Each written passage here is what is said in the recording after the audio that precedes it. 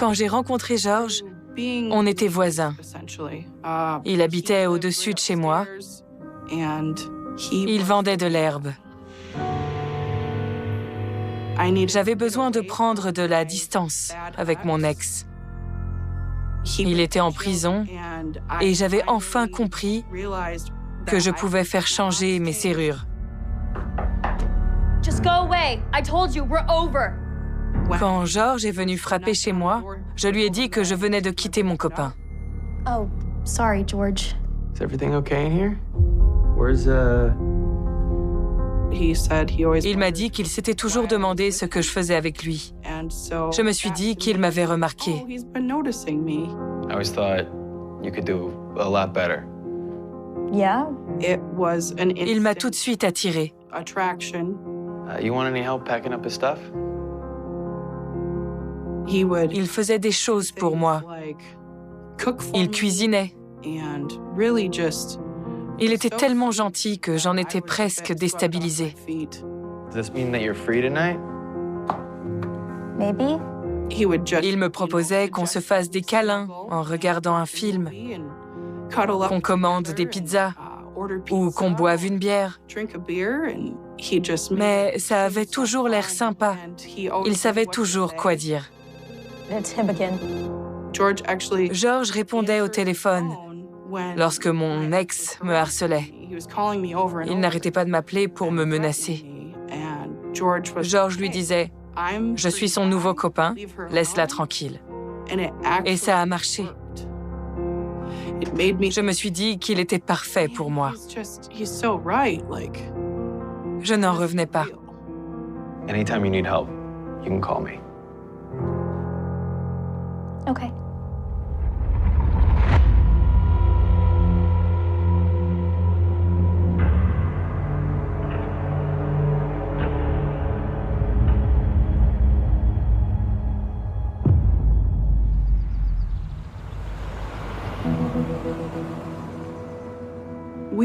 Quand on s'est installés ensemble, ça faisait seulement 1 mois qu'on se connaissait.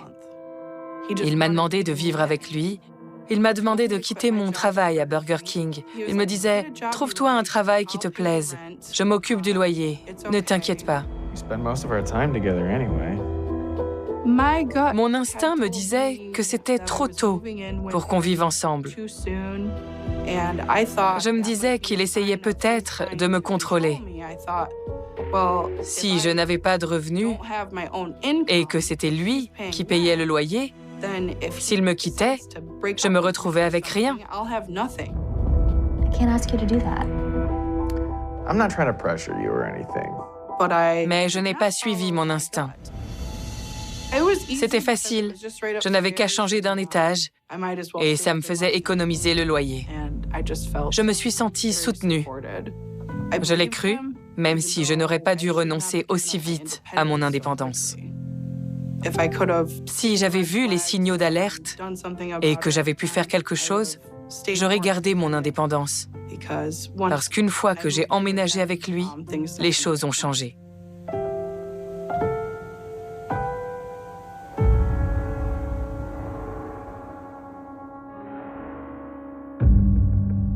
Il y a eu plusieurs signes qui montraient que George aimait être en contrôle. J'avais 2 chats. Quand j'ai emménagé chez lui, je lui ai bien sûr demandé si je pouvais les prendre avec moi. Il ne s'y est pas opposé. Mais quand j'ai emménagé, on n'arrêtait pas de se disputer à ce sujet. Il ne supportait pas que les chats montent sur les meubles. Ça ne lui plaisait pas. Il voulait bien de moi, mais pas de mes chats. C'est à cette époque que j'ai découvert certains aspects de sa personnalité. Un jour, en rentrant du travail, je suis allée dans ma chambre. Il était à 4 pattes. Il avait un taser à la main. I said get over here, you little bitch! George! Il a continué d'essayer de taser le chat qui se cachait sous le lit. What the hell are are you doing? Leave her alone. Just relax. She's fine. Il souriait. Il avait de grands yeux. Il aimait le torturer. C'était très perturbant. J'étais toute tremblante. Je lui ai dit d'arrêter. Il m'a répondu en rigolant. Ça ne fait pas mal. Je peux me donner une décharge. Je peux même t'en donner une.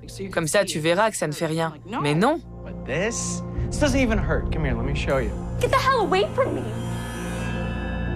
Je ne comprenais pas pourquoi il aimait s'en prendre à plus petit que lui. C'est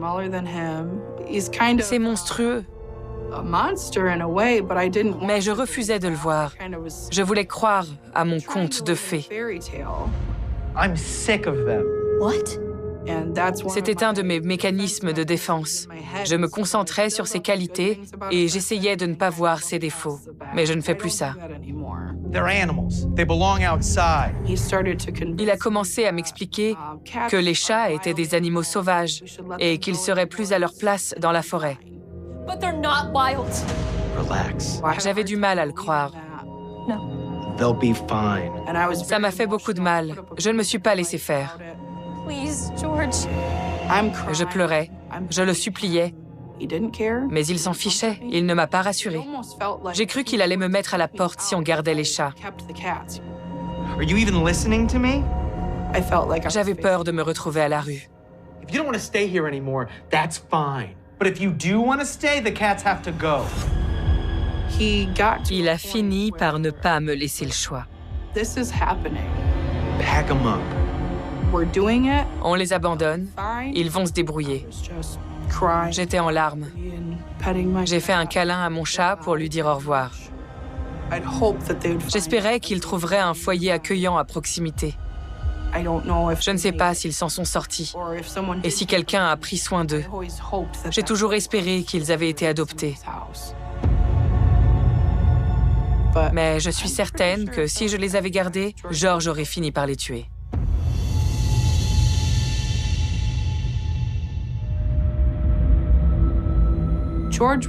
George a été beaucoup plus gentil une fois qu'on n'a plus eu les chats. Et pour me remonter le moral, il m'a acheté un chiot. Ça m'a fait craquer. C'était comme au début, quand on n'habitait pas encore ensemble. Mais c'est à cette époque que j'ai commencé à voir des signes.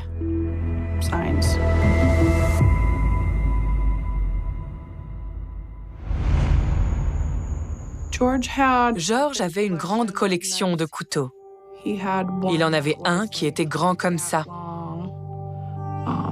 Un autre était très aiguisé et tout petit. Mais son couteau du quotidien, c'était son couteau papillon. Il aimait beaucoup jouer avec. Il s'amusait à le plier et à le déplier avec sa main. Il faisait ça tout le temps.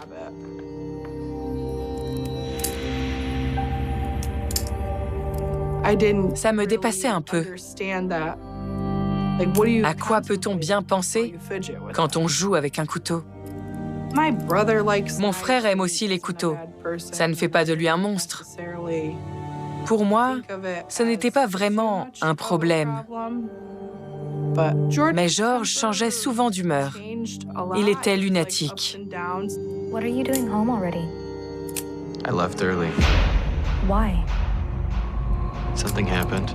George a eu plusieurs emplois, mais quand on était ensemble, il a travaillé quelque temps dans une usine de fauteuils poires. Un jour, ça s'est mal passé au travail et il a donné des coups de couteau dans plusieurs fauteuils. I got a little angry. It's not a big deal. Ça m'a choqué de me dire qu'il était capable de perdre ses nerfs comme ça et de donner des coups de couteau à des objets. Je craignais qu'il fasse du mal à des collègues parce qu'à la maison, il se plaignait du fait que certains étaient de vrais fainéants. The people I work with are morons. Ces personnes étaient sûrement en danger. Are you gonna get fired? No, no one saw anything. Je ne savais pas quoi faire. Je ne pouvais pas réparer ce qu'il avait fait. J'essayais de le comprendre. Je n'ai pas pris la mesure de la gravité de ce qu'il faisait au travail.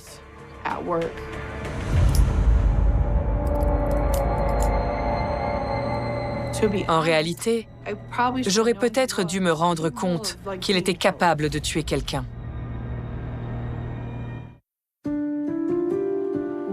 Quand il s'est mis à boire, son comportement envers moi a changé. J'avais trouvé un travail dans une animalerie que j'adorais. J'étais ravie. Il finançait aussi ma formation en nutrition animale. J'avais le sentiment de commencer une carrière et les choses s'annonçaient bien. Mais ça ne lui plaisait pas. Je crois qu'il ne voulait pas que j'évolue.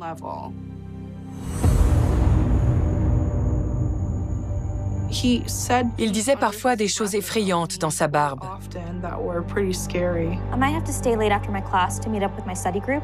A few of us were talking about going down to the shelter to volunteer. Never shuts the hell up.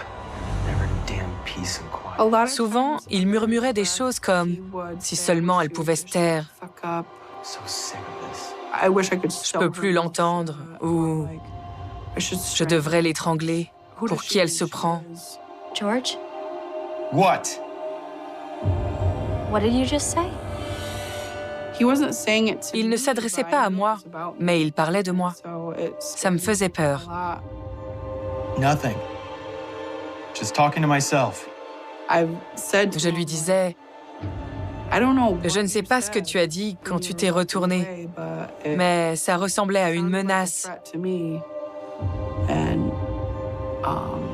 Il me répondait que quand il était énervé, il devenait vulgaire, mais qu'il n'allait rien me faire.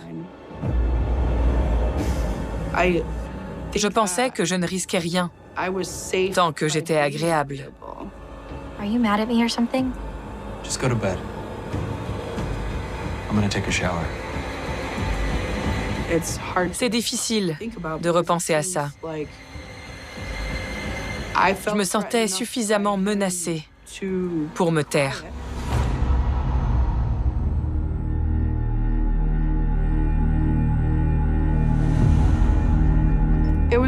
C'était la soirée de Noël de son usine de fauteuils poires. Durant la soirée, on était à table et un de ses chefs était au micro. Il appelait des gens pour qu'ils viennent chercher des cadeaux. A little gesture of appreciation to mark 5 years of hard work. Il a annoncé qu'il allait donner une prime à George. Oh yeah, give it up for George. Thank you, George. You know, your hard work has not gone unnoticed. George s'est approché pour prendre son chèque géant. Les gens prenaient des photos. Il avait l'air content sur le coup. Mais quand il est revenu s'asseoir, il m'a dit que c'était une somme ridicule. Thanks, George. Good job. One more time, George. Il n'en revenait pas d'obtenir seulement $100 au bout de 5 ans. Son patron était millionnaire. Et je crois qu'il a commencé à réfléchir à un moyen d'avoir sa part du gâteau. Are you kidding me? Been here for 5 years. Il s'est mis à marmonner qu'il allait voler son patron. $20 a year? Is that what I really earned? Le patron de l'entreprise était présent à la soirée. Alors il voulait en profiter pour cambrioler sa maison. Ensuite, il a dit quelque chose à son copain. Et ils sont partis. Wait, where are you guys going? J'ai attendu qu'il revienne. Il m'a laissée toute seule à la soirée de son entreprise. Je n'arrêtais pas de penser à ce qu'il était en train de faire.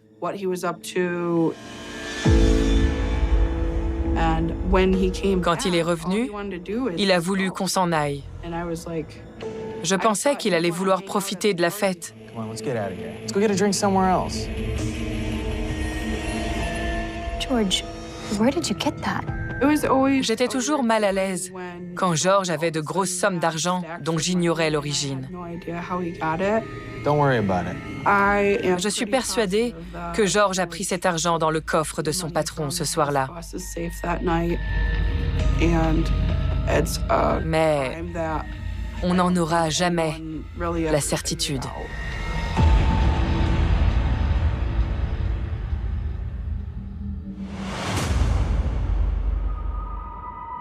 George avait beaucoup de secrets pour moi.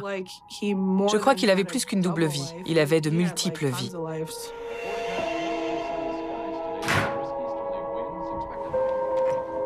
Oh my God.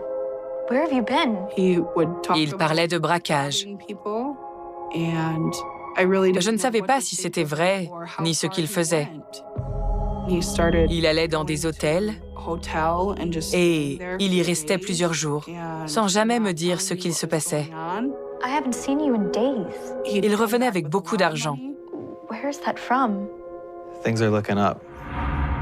Je crois qu'il vendait des drogues plus dures que ce que je savais.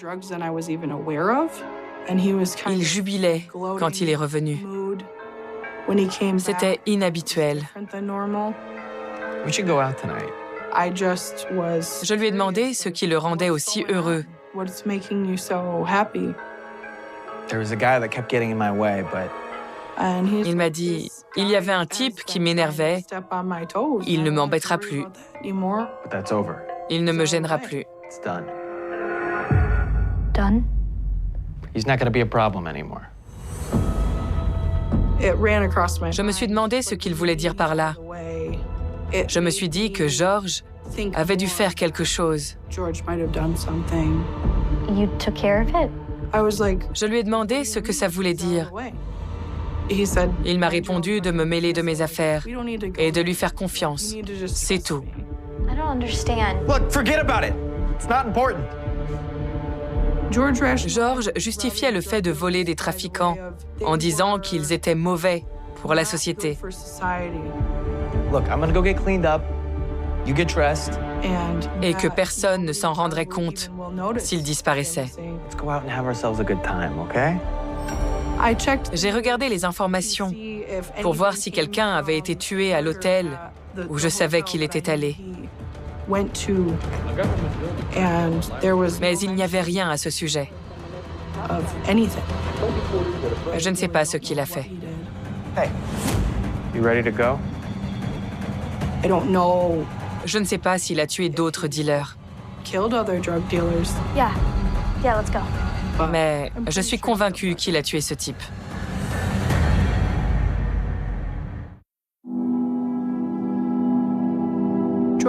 J'ai épousé George en 2011.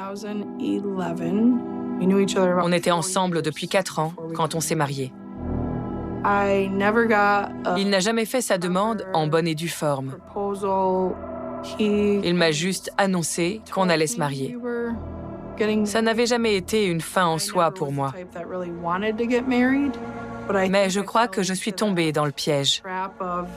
Quand on arrive à un certain âge et que tout le monde autour de nous se marie, la pression sociale se fait ressentir et on franchit le pas. Il voulait qu'on se marie pour Halloween. Moi, je trouvais ça un peu bizarre. Il voulait un mariage gothique, avec tout le monde en noir. Mais je ne voulais pas imposer ça à ma famille. Alors on a trouvé un compromis et on a fait un mariage noir et blanc. Juste avant notre mariage, il a commencé à aller aux alcooliques anonymes. Et je pensais qu'il était sur la bonne voie pour arrêter de boire.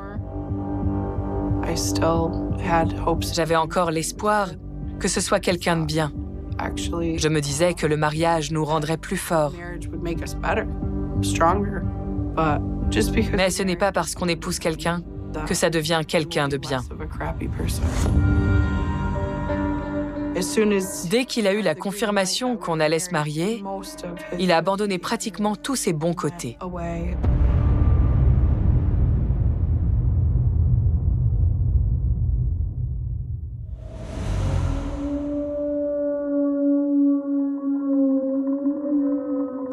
Quelques semaines après le mariage, George s'est fait tatouer 2 larmes sur le visage. George a passé la porte. Il était tout sourire. Oh my God. George, what is that? Je lui ai demandé ce qu'il avait sur le visage. Je croyais que c'était du marqueur. What, you don't like him? Are you crazy? George ne voyait pas du tout quel était le problème avec ses larmes tatouées. Les larmes tatouées représentent généralement les personnes qu'on a tuées. Have you killed someone? What? Il m'a dit que ça pouvait avoir plusieurs significations. These are for my buddies in the army. I'm just paying my respects. Ça ne veut pas dire que c'est un meurtrier. C'est pour rendre hommage à des personnes disparues. Quand je lui ai demandé qui, il m'a dit qu'il avait 2 amis qui étaient allés en Irak et que c'était pour leur rendre hommage. Il m'a dit qu'il avait fait exprès d'attendre après les photos de mariage pour les faire. J'ai trouvé ça louche. George, people are going to think you're a killer. So, let him. I don't care. You don't care. Une fois que George a eu ses tatouages, les gens le regardaient différemment. Il ressemblait à un meurtrier. You don't care if people think you're a murderer. Why should I? Un jour, on était sur l'autoroute. Le pompiste lui a dit « Hé, vous avez ces tatouages parce que vous avez tué des gens ?» Et il lui a répondu « Ça vous intéresse? Vous voulez être le 3e ?» Ce n'était pas ce qu'il m'avait dit. Finalement, je ne savais plus ce que j'étais censée croire. Est-ce qu'il dit la vérité? Est-ce qu'il est dangereux? Mais qui étaient ces gens qu'il a tués et qu'il a mis sur son visage? Well, I hate them. Too bad. Je ne sais pas qui étaient ces gens. Et je ne sais toujours pas si ces larmes représentaient les 2 premières personnes qu'il avait tuées ou celles dont il était particulièrement fier. Parce que je crois qu'il avait déjà tué des gens avant. Mais je suis restée avec lui malgré tout, parce que je me sentais coincée. J'avais peur de le quitter, parce qu'à chaque fois que je parlais de partir, il menaçait de me tuer.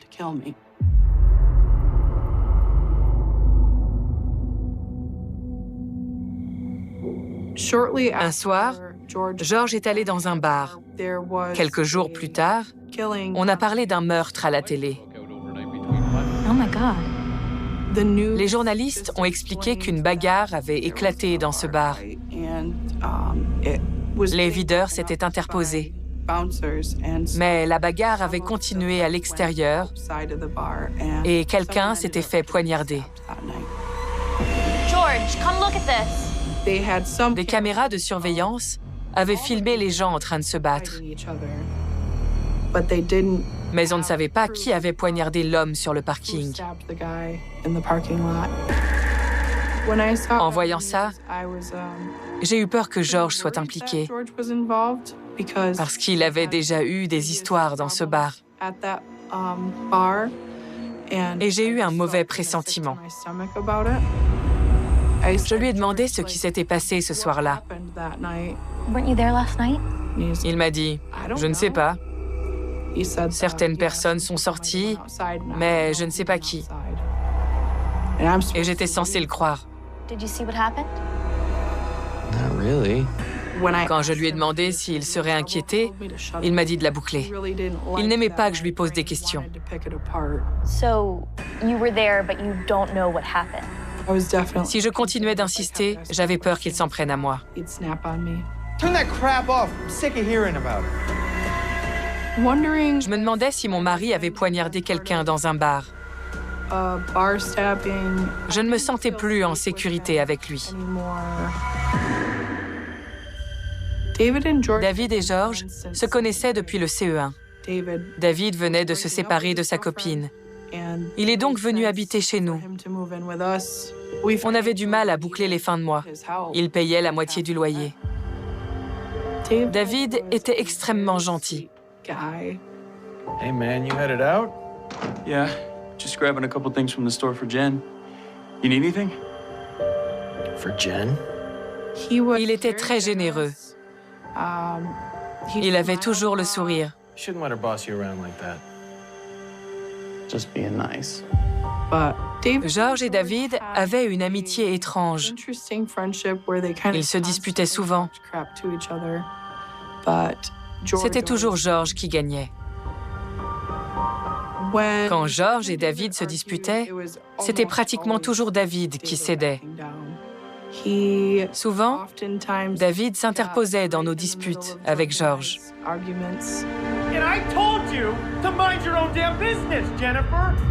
Quand David constatait que je ne pouvais pas en placer une, il intervenait en ma faveur. You don't return my phone calls. I can do whatever I want. If you don't like that... Whoa, hey, guys.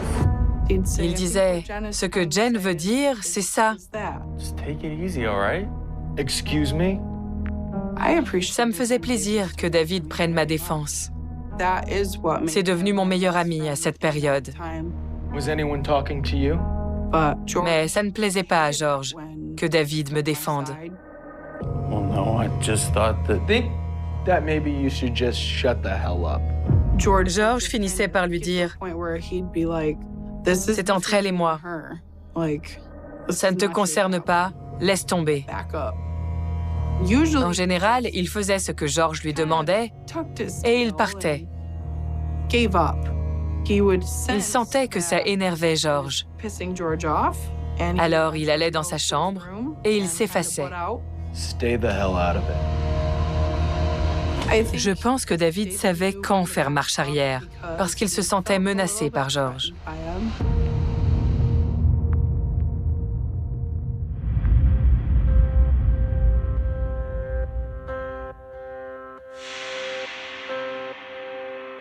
Le comportement de George ne faisait qu'empirer avec le temps. Il ne supportait pas de perdre le contrôle sur moi. Il avait l'impression que je réussissais ma carrière et que je n'avais plus besoin de lui. Et ça ne lui plaisait pas. Il n'aimait pas que je travaille dans un refuge pour femmes. J'ai commencé en tant que bénévole. Je menais des évaluations et j'aidais d'autres femmes à trouver un refuge. Les questions que je leur posais m'ont fait prendre conscience que j'avais moi-même besoin d'aide. Je suis allée vivre chez ma sœur. Quand j'ai quitté l'appartement, j'ai laissé George et David là-bas, avec mon chien. J'avais besoin de m'échapper.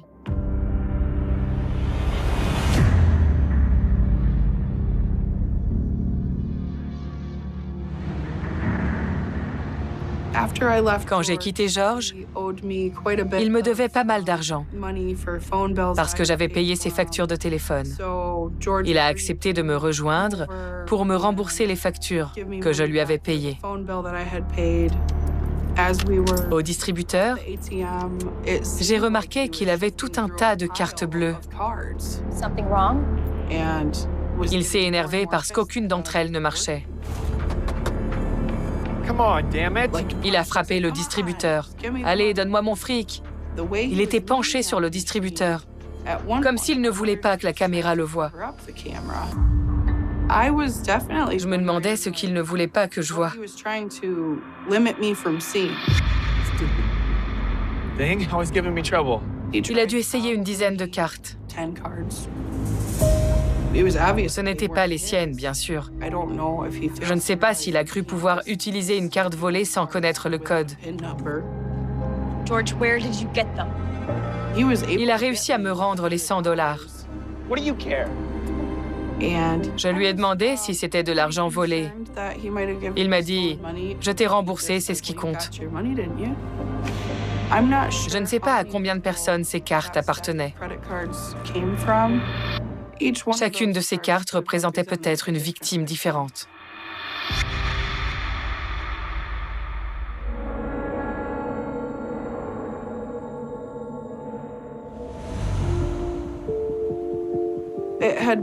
Ça faisait une semaine que je n'avais pas de nouvelles de David et George. Hi,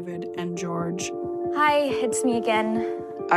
J'ai essayé de joindre George, mais il ne me répondait pas. J'ai essayé d'appeler David. Il ne me répondait pas non plus. J'étais inquiète. C'était bizarre qu'il ne me réponde pas. Hi. Hi, David. David me rappelait toujours, d'habitude. Hey, it's me again. J'ai appelé la mère de George pour savoir si elle l'avait vu. Hi. I was just wondering if you've heard from him. Elle m'a dit qu'elle ne l'avait pas vu depuis Thanksgiving. Elle m'a dit qu'il avait l'air un peu déprimé, qu'il était parti et qu'elle n'avait pas eu de nouvelles depuis, et qu'il avait un pistolet. Là, je me suis vraiment inquiétée. J'ai su par un ami de David que David était injoignable. Ils avaient appelé sur le portable de David. C'est George qui avait répondu et qui leur avait dit que David était parti en voyage. D'après son ami, il n'avait pas pu partir en voyage parce qu'ils devaient se voir pour Thanksgiving. J'ai commencé à me demander s'ils étaient ensemble, s'il était arrivé quelque chose. Et si George avait dépensé l'argent du loyer de David pour acheter de la drogue et que David l'avait menacé de tout me dire? Qu'est-ce qui avait bien pu se passer? Je n'avais aucune idée de ce qui était arrivé. J'en ai parlé à ma sœur et elle m'a dit qu'il fallait appeler la police. Quand j'ai appelé la police, je leur ai dit que je pensais que mon mari avait disparu, qu'on m'avait dit qu'il avait un pistolet et que je voulais récupérer mon chien. Ils m'ont dit qu'ils voulaient me voir. Quand je suis arrivée à l'appartement, on m'a dit qu'il s'agissait d'une scène de crime, mais j'ignorais pourquoi.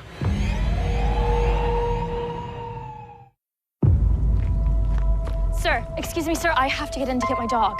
Hold on a moment. Quand je suis arrivée, la police m'a demandé l'autorisation de fouiller l'appartement. Je leur ai donné. I need to ask you a few questions. Ils voulaient fouiller avant que je récupère mon chien. Did you ever observe him getting violent toward anyone? Ils m'ont demandé si George était quelqu'un de dangereux. À ce moment-là, je me suis dit, oui, il est dangereux. Well, I know he's robbed people, and he's hinted at things. Je leur ai dit qu'il vendait de la drogue, qu'il avait tendance à s'énerver et qu'il collectionnait les couteaux. Okay, please come with me. Ça a été un soulagement. Je m'étais tue pendant très longtemps.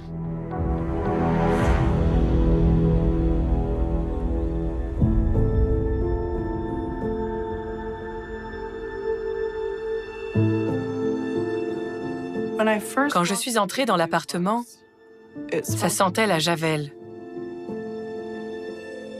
J'ai tout de suite remarqué que les fenêtres avaient été ouvertes et qu'il n'y avait plus de canapé. Le salon avait été vidé.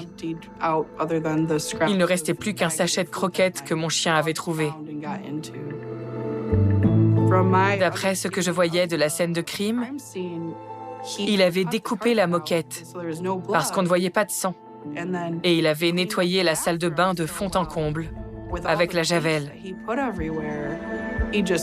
Et il avait laissé les fenêtres ouvertes pour aérer la scène de crime. J'étais en plein milieu d'une scène de crime, mais j'ignorais de quel crime il s'agissait. Toutes les traces visibles semblaient avoir été effacées. J'ai pu aller chercher mon chien et l'emmener dehors avec moi. Et là, un policier m'a dit que ça allait leur prendre au moins une journée d'analyser les lieux et que je ferais mieux de partir, que les enquêteurs me contacteraient. J'avais envie de croire que George s'était suicidé et que David, en voulant l'en empêcher, avait été blessé. Je ne m'attendais vraiment pas à ça.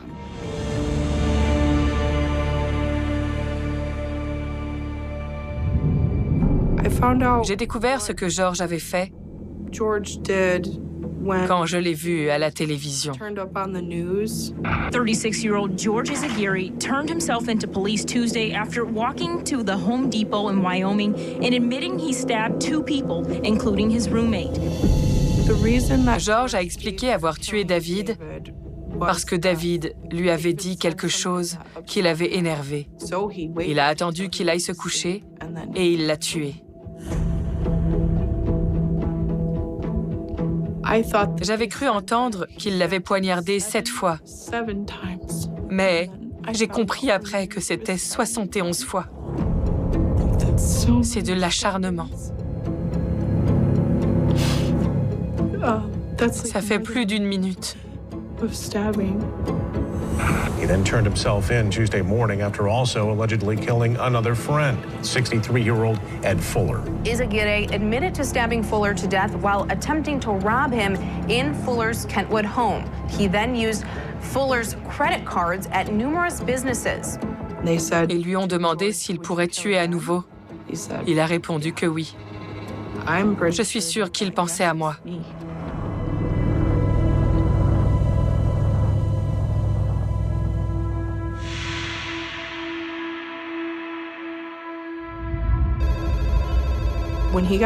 Quand il a été transféré en prison, il m'a appelé à plusieurs reprises.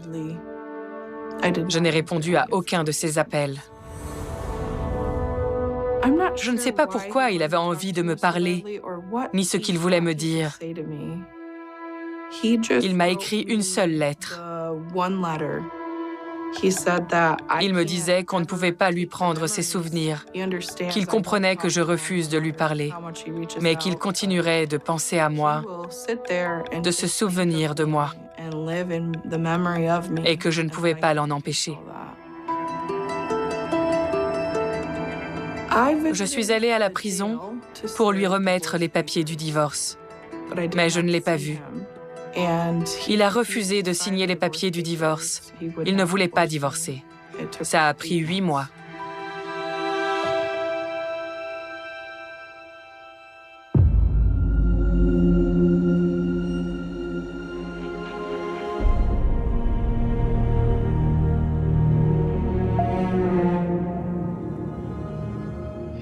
Burke. C'est un monstre. Je le déteste. C'est une ordure. Il ressemble à un prisonnier. Il s'est fait tatouer le mot « crime » dans le cou. Ça veut dire « le cash règne en maître autour de moi ». C'est un tatouage de voyou. Il ne se rasait plus la barbe, ni les cheveux. Il le faisait avant. Je n'aime pas regarder ses yeux. Ce sont des yeux de menteur. Ça me glace de le voir. Il a détruit la vie de beaucoup de gens. Va te faire foutre. Tu m'as brisé. J'ai fait une dépression à cause de toi, parce que tu as anéanti ma confiance en moi. Je suis contente d'avoir réussi à me reconstruire. Je mérite beaucoup mieux que toi. Tu n'es qu'un minable. J'aurais voulu ne jamais le rencontrer. J'aurais voulu ne jamais me laisser séduire par ce voisin. Je pleure parce que je ne peux pas changer la façon dont il m'a traitée. Je peux juste avancer. Je croyais pouvoir en faire quelqu'un de bien, mais c'était peine perdue. Il était trop dérangé. Cet homme a été ma plus grosse erreur. Et je ne veux plus jamais décevoir ma famille comme ça.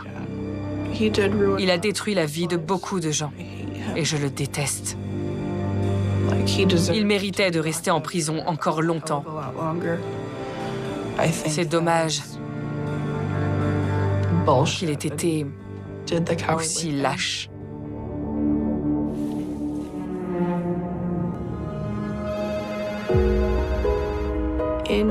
En mai 2021, j'ai reçu un appel de la prison me disant qu'ils avaient le regret de m'annoncer que George s'était suicidé.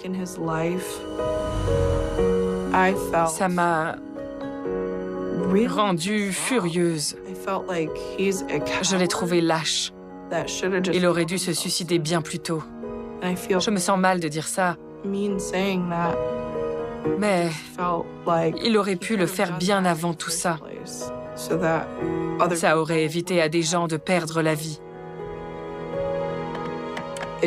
Ça m'a rendue furieuse pour la famille de David. Il n'y a pas eu de justice. Le fait qu'il ait commis ces crimes et qu'il se soit tué ensuite, c'est tellement lâche. Mais je reste persuadée que le monde se porte mieux maintenant qu'il n'est plus là. C'est mieux qu'il soit mort.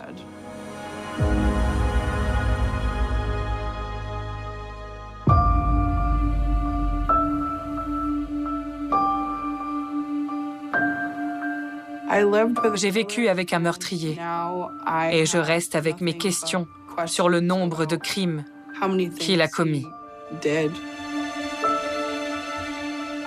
J'ai le sentiment que George a tué plus de gens que ce qu'on sait. C'est très dur quand je pense au nombre de victimes potentielles. Maintenant qu'on a l'ADN et qu'on sait comment il s'y prenait pour tuer, je me demande si on pourrait découvrir qu'il est lié à d'autres meurtres. Ce n'est pas juste qu'il ait emporté ses secrets avec lui. Il y a des silences qui ne dorment jamais. Des silences qui respirent encore, tapis dans les murs, accrochés aux rues, collés au visage de ceux qui ont appris à vivre avec eux. Celui-ci a duré 37 ans. 37 hivers, 37 étés, 37 fois le même jour rayé du calendrier sans jamais être effacé. Pendant tout ce temps, la ville a fait semblant d'oublier, mais chaque nuit, quand les lumières s'éteignaient une à une, le silence revenait, intact, pesant, prêt à rappeler qu'une histoire n'avait jamais trouvé sa fin. Tout a commencé par une absence. Une absence trop nette pour être un hasard. Une absence qui a laissé derrière elle un appartement resté figé, une tasse de café jamais lavée, un manteau accroché à une chaise comme si quelqu'un devait revenir le prendre. Ce soir-là, personne ne parlait encore de cold case. Ce mot n'existait pas dans les conversations ordinaires. Il viendrait plus tard, bien plus tard, quand l'espoir serait devenu une habitude trop douloureuse. C'était un mardi. Un mardi ordinaire, sans pluie, sans alerte, sans signe annonciateur. Dans ce genre de ville où les journées se ressemblent, où chacun connaît le rythme des autres, où les habitudes sont des repères rassurants. À 21h10, Claire Morel termine son service. Elle sourit, range son tablier, salue ses collègues. Rien d'inhabituel. Elle dit qu'elle rentre. Comme toujours. Elle n'est pas pressée. Elle connaît le chemin par cœur. 10 minutes à pied, peut-être 15 si elle s'arrête à l'épicerie du coin. Elle ne rentrera jamais. À l'angle de la rue des Acacias, un lampadaire grésille. La lumière est jaune, fatiguée, elle dessine des ombres épaisses sur le trottoir. C'est là qu'on la voit pour la dernière fois. Une silhouette qui s'éloigne, un pas régulier, un sac en bandoulière. Aucun cri. Aucun bruit. Rien qui alerte. Juste cette image banale, presque insignifiante, qui deviendra plus tard la dernière trace officielle d'une vie. Quand Claire ne se présente pas à son cours du soir, personne ne s'inquiète immédiatement. Elle est adulte. Indépendante. Elle a parfois des imprévus. Mais quand le téléphone reste muet toute la nuit, quand la porte de son appartement demeure close le lendemain matin, l'inquiétude s'installe. Lentement. Sournoisement. Comme un froid qui s'infiltre sous les vêtements. À midi, on appelle la police. Les premières heures sont confuses. Les questions s'enchaînent, mécaniques. A-t-elle des ennemis? Un compagnon? Des dettes? Des problèmes? Les réponses sont simples. Non. Rien de notable. Claire n'était pas le genre de personne à disparaître. Elle prévenait toujours. Elle expliquait toujours. Elle laissait des traces. Cette fois, il n'y en a pas. La ville commence à changer de visage. Les commerçants baissent les rideaux plus tôt. Les parents accompagnent leurs enfants jusqu'au seuil des maisons. Les conversations s'interrompent quand quelqu'un mentionne son nom. Le mot « disparition » flotte dans l'air, lourd, imprécis, inquiétant. Chacun imagine sa propre version de ce qui a pu se passer. Un inconnu de passage. Une mauvaise rencontre. Une erreur fatale. 2 jours plus tard, un sac est retrouvé près d'un arrêt de bus. Le sac de Claire. Propre. Intact. Pas jeté dans un fossé. Pas abandonné dans la panique. Posé. Délibérément. Comme si quelqu'un avait pris le temps de réfléchir à l'endroit. Comme si quelqu'un voulait être vu sans jamais se montrer. Les enquêteurs parlent de mise en scène. Les habitants, eux, parlent de peur. Les battus s'organisent. Des bénévoles, des policiers, des chiens. On fouille les bois, les champs, les bords de route. On appelle son nom à voix haute, comme si elle pouvait répondre. Les jours passent. Les nuits s'étirent. Les regards se croisent sans oser se soutenir trop longtemps. Chaque heure qui s'écoule sans nouvelles rend l'espoir plus fragile. 3 semaines plus tard, on retrouve le corps. Une zone boisée, à 20 km de la ville. Un endroit discret, rarement fréquenté. Le genre de lieu qu'on ne découvre pas par hasard. Le temps a fait son œuvre. Trop de temps. Les réponses que tout le monde attendait se dérobent déjà. L'autopsie est prudente. La cause exacte de la mort reste incertaine. Les indices sont rares. Trop rares pour apaiser quoi que ce soit. La nouvelle tombe comme un coup près.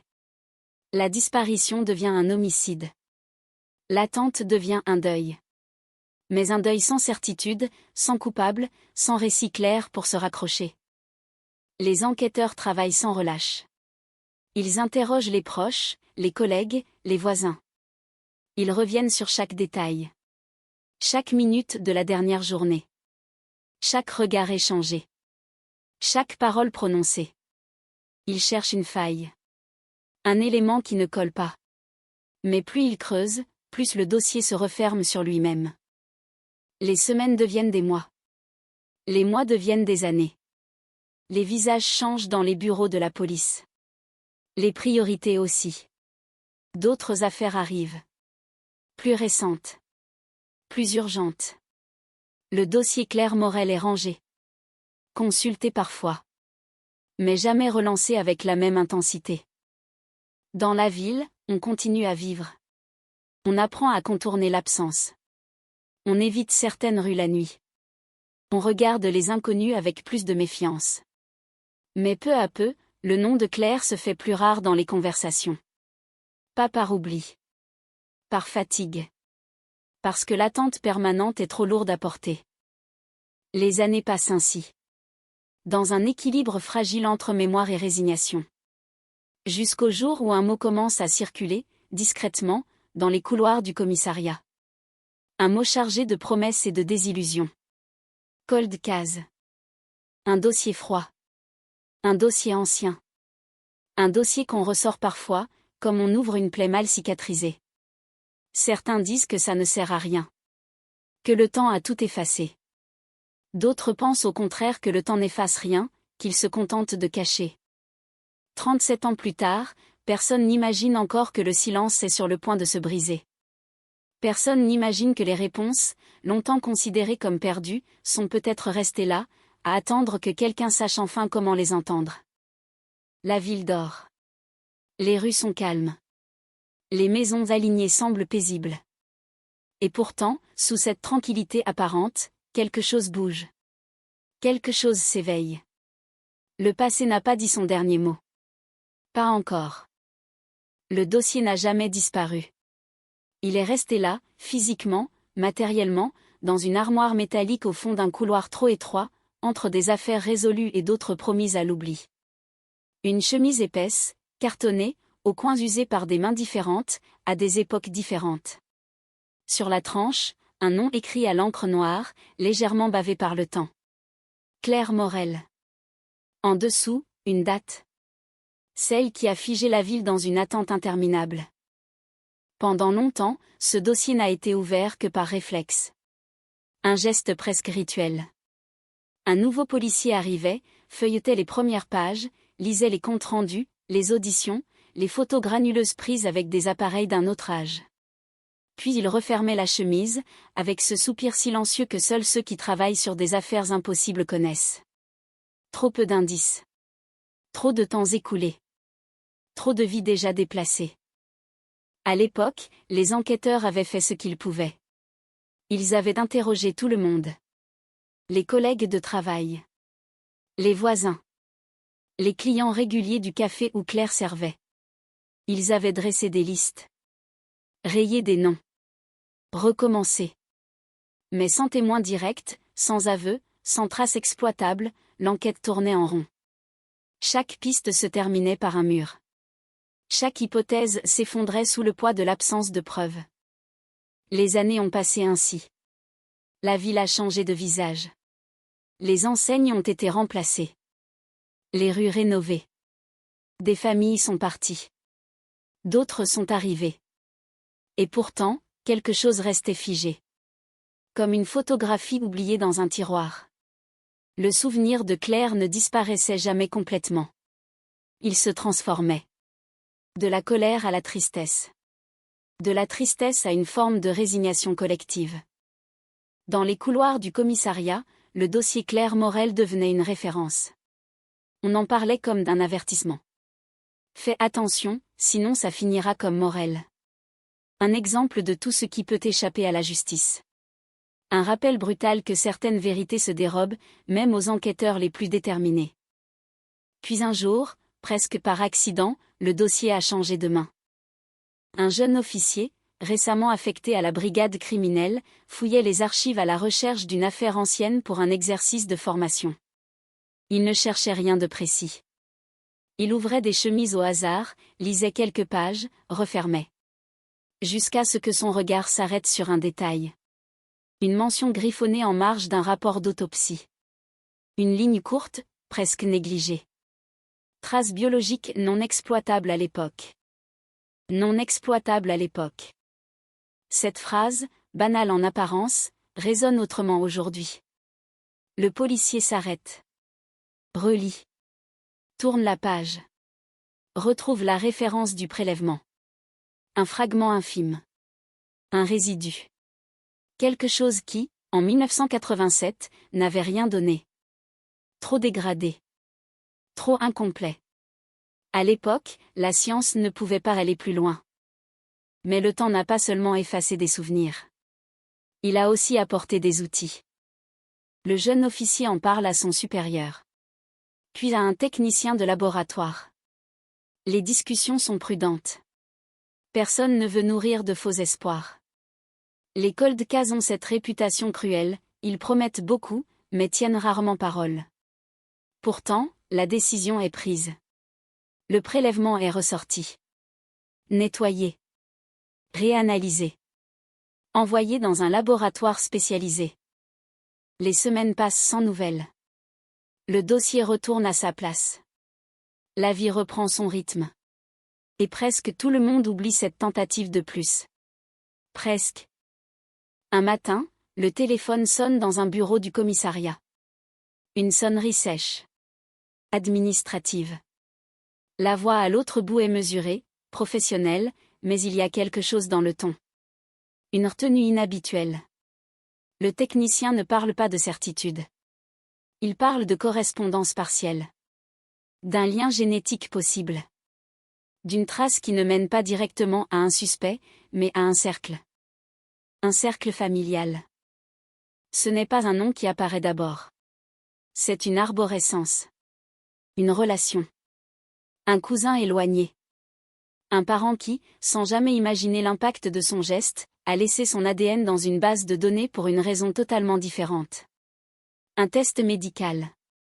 Une démarche administrative. Rien de criminel. Juste une trace. Suffisante pour ouvrir une porte. Les enquêteurs restent silencieux. Ils savent que ce genre d'information doit être manié avec une extrême précaution. Une correspondance familiale n'est pas une preuve.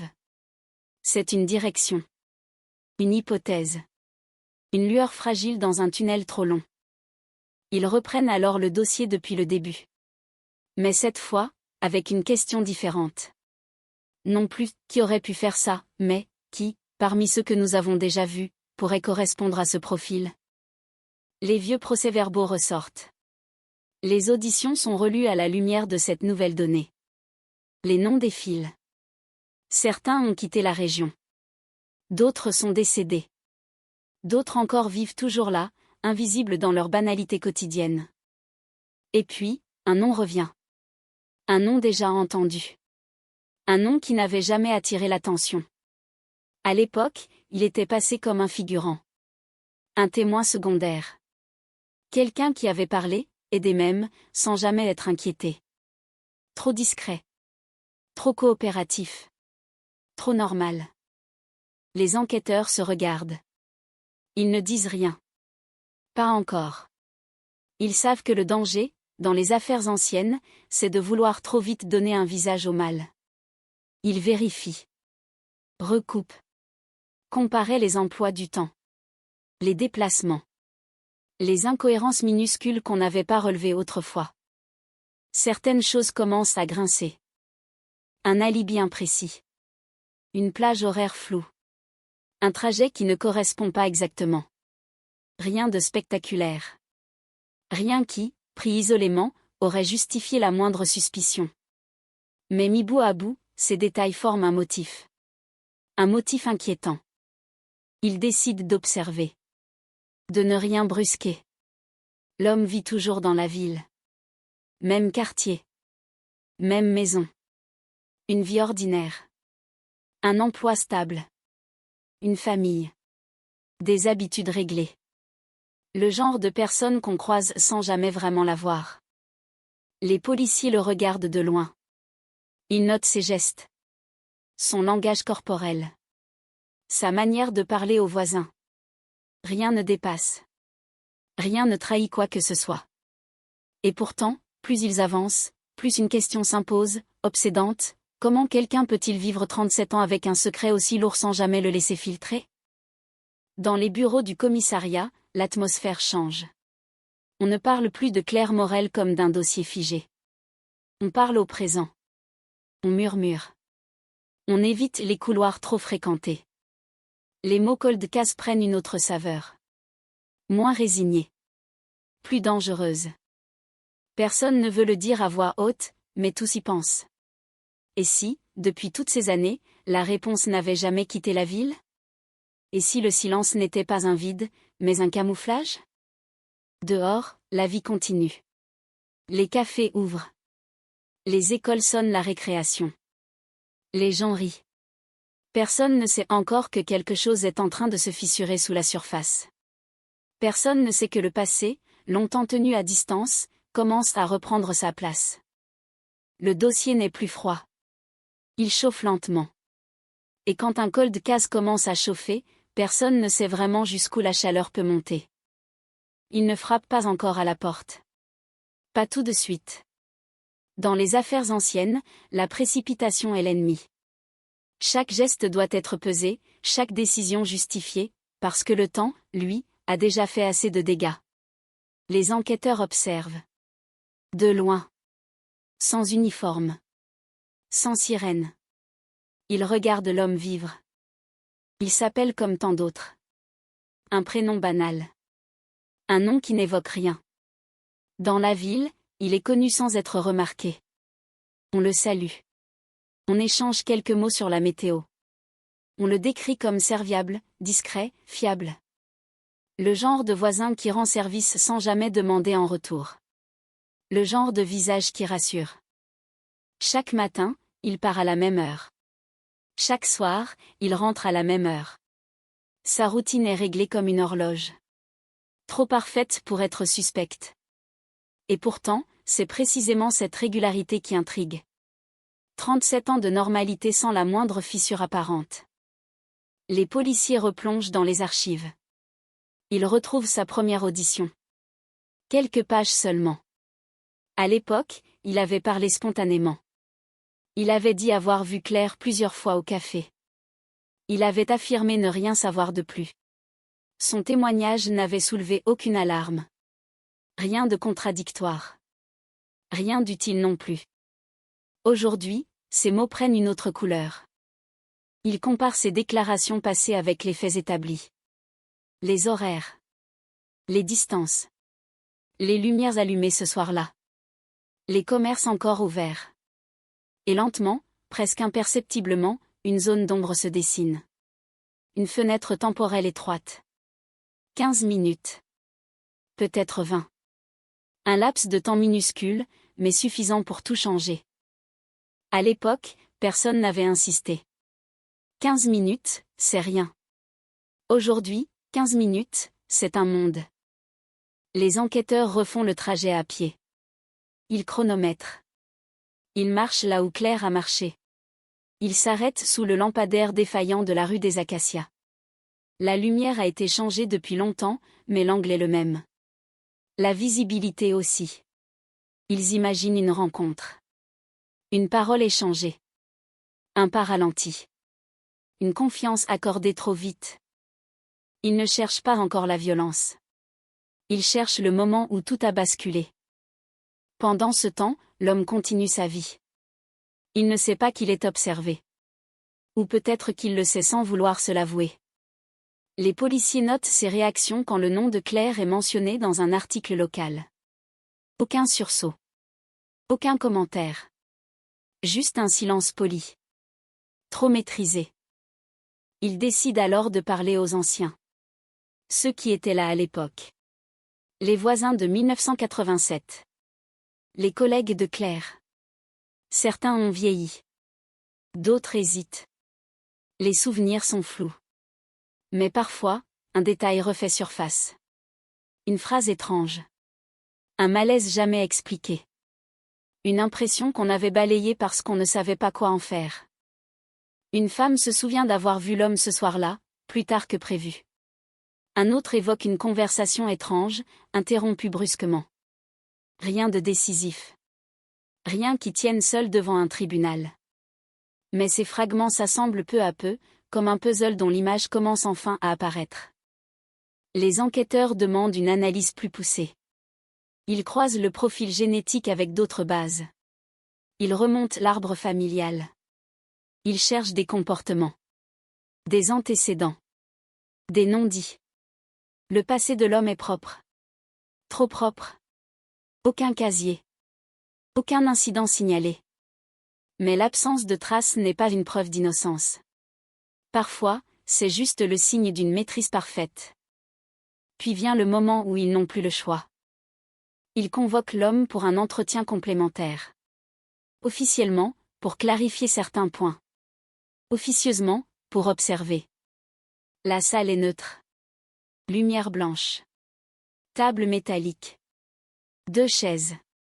Rien d'agressif. Rien d'accusateur. Il arrive à l'heure. Costume simple. Mains posées sur les genoux. Il sourit. Il coopère. Il répond. Il répète ce qu'il a toujours dit. Mais cette fois, les questions sont différentes. Plus précises.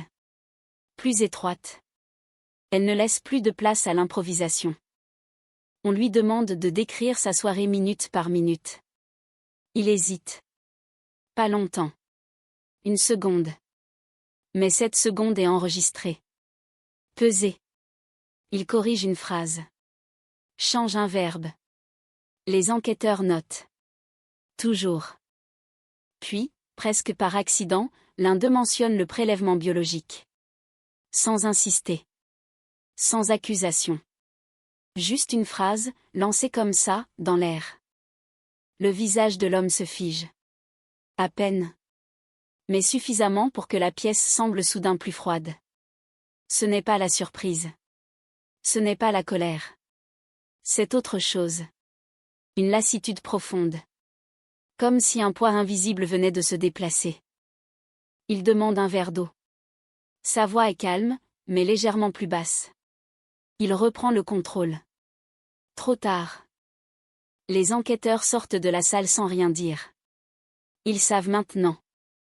Ils n'ont pas encore tout. Pas encore assez pour arrêter. Mais ils savent que le silence, après 37 ans, vient de se fissurer. Et une fois qu'une fissure apparaît, elle ne fait que s'élargir. Dehors, la ville continue de respirer paisiblement. Les gens passent, indifférents. Ils ignorent que, dans une pièce blanche du commissariat, le passé vient de cligner des yeux. Et qu'il est désormais bien éveillé. Ils n'attendent plus. Pas parce qu'ils sont pressés, mais parce que le moment est venu. Dans les affaires anciennes, il y a toujours un point de bascule, un instant précis où l'intuition, les faits et le temps s'alignent enfin. Les enquêteurs le sentent. Ce qu'ils ont accumulé n'est plus seulement une impression. C'est une trajectoire. Et elle mène droit à lui. La décision tombe tard dans la soirée, dans un bureau fermé, à voix basse. Les mots sont mesurés, presque froids. Mandat. Perquisition. Interpellation. Rien de spectaculaire dans la façon dont c'est dit. Mais chacun sait ce que cela signifie. 37 ans d'attente condensés dans quelques phrases administratives. L'arrestation est planifiée avec une précision presque chirurgicale. Pas de sirène hurlante. Pas de porte défoncée. Juste l'heure exacte où il sera le plus vulnérable. Là où la routine se retourne contre ceux qui s'y accrochent trop fort. Il est 22h43 quand une voiture banalisée s'arrête devant sa maison. Les phares restent éteints. Le moteur tourne doucement. À l'intérieur, personne ne parle. Les secondes s'écoulent lentement. Trop lentement. À travers une fenêtre, on voit une lumière s'allumer. Puis s'éteindre. La maison respire comme toutes les autres. Paisible. Trompeuse. À 22h47, il sonne.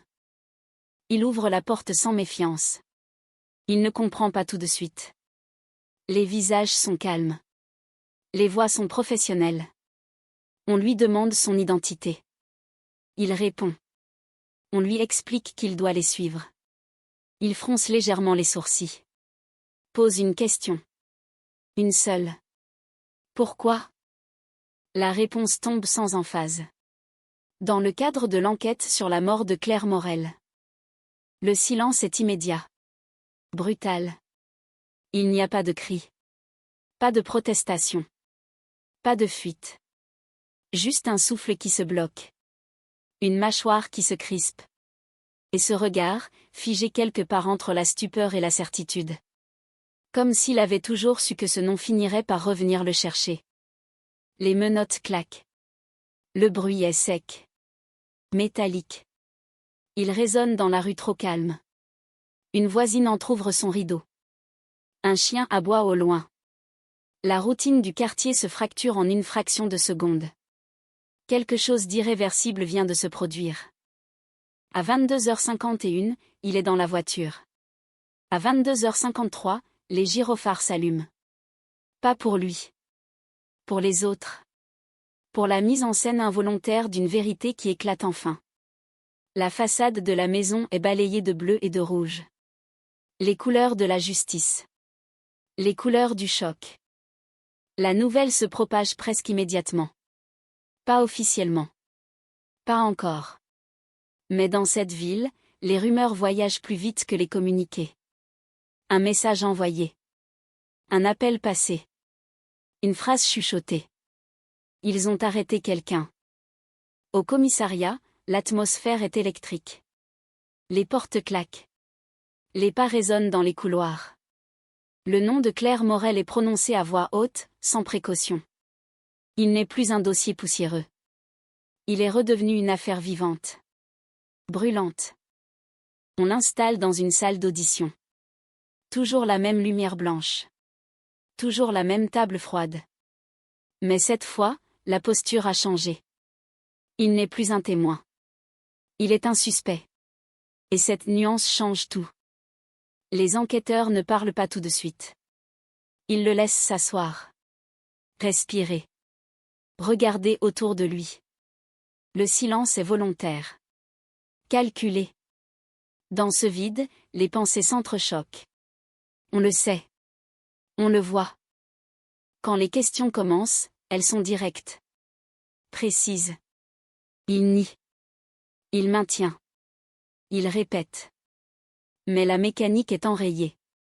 Chaque phrase semble plus lourde que la précédente. Chaque justification s'accroche à un détail déjà contredit.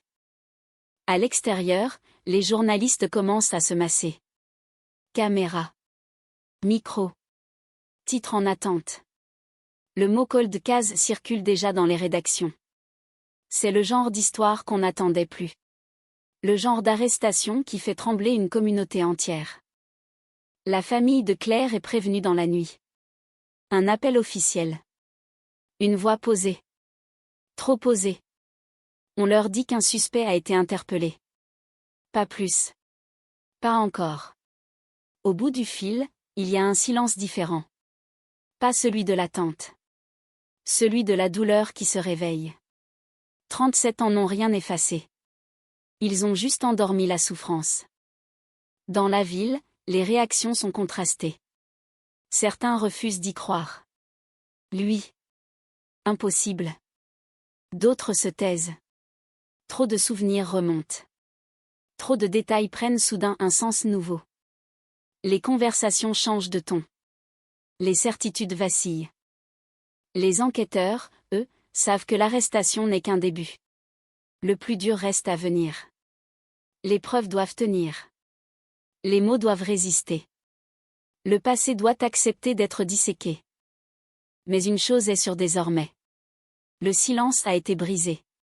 Et quand un cold case éclate après des décennies, il n'explose jamais doucement. Il projette des éclats partout. Dans les familles. Dans les rues. Dans les mémoires. Cette nuit-là, personne ne dort vraiment. Pas le suspect. Pas les enquêteurs. Pas la ville. Parce que tous sentent la même chose, sans encore oser la nommer, l'histoire que tout le monde croyait figée vient de se remettre en mouvement, et plus rien ne pourra l'arrêter. À partir de cette nuit-là, le temps ne s'écoule plus de la même manière. Il se contracte. Il se tend. Chaque minute devient dense, chargée d'enjeux invisibles. L'arrestation a ouvert une brèche, mais à l'intérieur, tout reste à prouver. Rien n'est encore gagné. Rien n'est encore définitif. Un cold case ne se résout pas par un coup d'éclat, mais par une accumulation méthodique de vérités minuscules. Les enquêteurs reprennent tout. Absolument tout. Comme si l'affaire venait de se produire. Les procès-verbaux sont relus ligne par ligne. Les rapports sont comparés. Les horaires sont recalculés. On ne cherche plus seulement ce qui manque, mais ce qui a été accepté trop vite. Ce qui a été jugé banal. Ce qui, à l'époque, n'avait pas assez de poids pour retenir l'attention. La nuit de la disparition est reconstruite minute après minute. Les lumières de la ville. Les commerces ouverts. Les trajets possibles. Les raccourcis. Les habitudes de Claire. Sa manière de marcher. De répondre quand on l'interpellait. Les enquêteurs ne veulent pas imaginer une scène de crime. Pas encore. Ils veulent comprendre la mécanique. Le moment exact où le quotidien a basculé. Ils retournent dans la rue des Acacias. Pas comme des policiers. Comme des témoins tardifs. Ils observent les façades. Les angles morts. Les zones d'ombre. Même après toutes ces années, certains détails résistent au temps. Un recoin trop sombre. Un muret derrière lequel on peut disparaître quelques secondes. Assez longtemps pour ne plus être vu. Puis ils suivent le trajet supposé du suspect. À pied. En voiture. Ils chronomètrent. Ils mesurent. Ils notent. 15 minutes. Toujours ces 15 minutes. Ce laps de temps qui, autrefois, n'avait rien d'inquiétant. Aujourd'hui, il devient central. Suffisant pour une rencontre. Suffisant pour une décision irréversible. Dans les bureaux, les experts entrent en scène. Les techniciens de laboratoire parlent de probabilité. De correspondance génétique. De marge d'erreur. Les mots sont précis. Froids. Mais leur impact est immense. La trace biologique retrouvée sur le vêtement de Claire n'est plus une simple anomalie. Elle devient un lien. Fragile, mais réel. Un lien entre le passé et un visage bien vivant. La défense commence déjà à préparer le terrain. Elle parle de coïncidence. De contamination possible.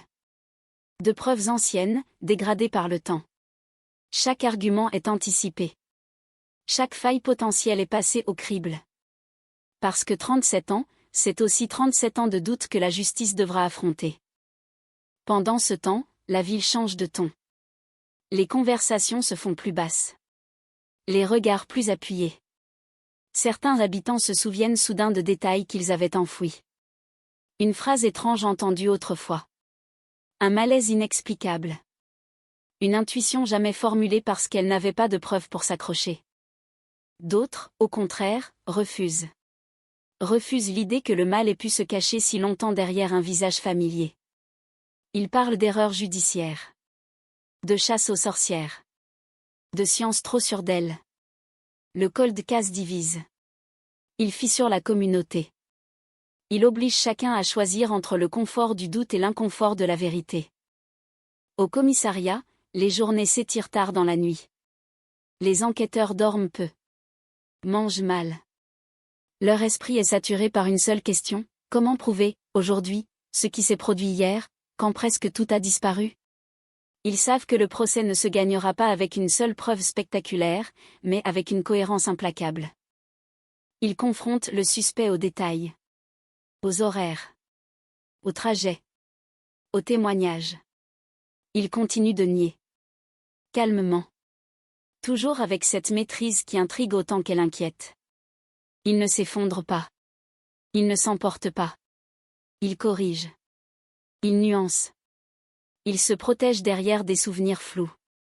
Derrière le temps qui passe. Mais le temps, cette fois, ne joue plus pour lui. Chaque incohérence, aussi minime soit-elle, est consignée. Chaque variation dans son récit est notée. Les enquêteurs savent que ce n'est pas dans les grandes contradictions que la vérité se cache, mais dans les détails répétés trop souvent pour être innocents. La famille de Claire suit tout cela à distance. On les tient informés, mais sans promesse. Ils oscillent entre l'espoir et la peur. L'espoir d'enfin comprendre. La peur de revivre une déception. 37 ans d'attente ont appris à ne plus croire trop vite. Et pourtant, quelque chose a changé. Pour la première fois depuis des décennies, l'affaire avance. Elle ne stagne plus. Elle ne dort plus. Elle respire à nouveau, lourde, oppressante, prête à éclater au grand jour. Le cold case n'est plus seulement un souvenir douloureux. Il est devenu une confrontation. Entre un homme et son passé. Entre une ville et ses silences. Entre la justice et le temps. Et chacun sent que ce qui vient ensuite sera encore plus violent. Parce qu'après l'arrestation et l'enquête, il reste l'étape la plus redoutée de toutes, dire la vérité devant tous, et accepter ce qu'elle révèle. Le passé commence à envahir le présent sans demander la permission. Il s'infiltre dans les conversations, dans les journaux, dans les regards échangés au coin des rues. Plus l'enquête avance, plus la ville a l'impression d'être observée par sa propre mémoire. Rien n'est vraiment nouveau, et pourtant tout semble différent. Les journalistes remontent le fil. Ils exhument les articles d'époque, les photos floues, les titres prudents qui parlaient d'une disparition inquiétante. Aujourd'hui, les mots ont changé. Ils sont plus directs. Plus lourds. Cold case relancé. Suspect interpellé. Ville sous le choc. Les anciens reporters ressortent leurs carnets.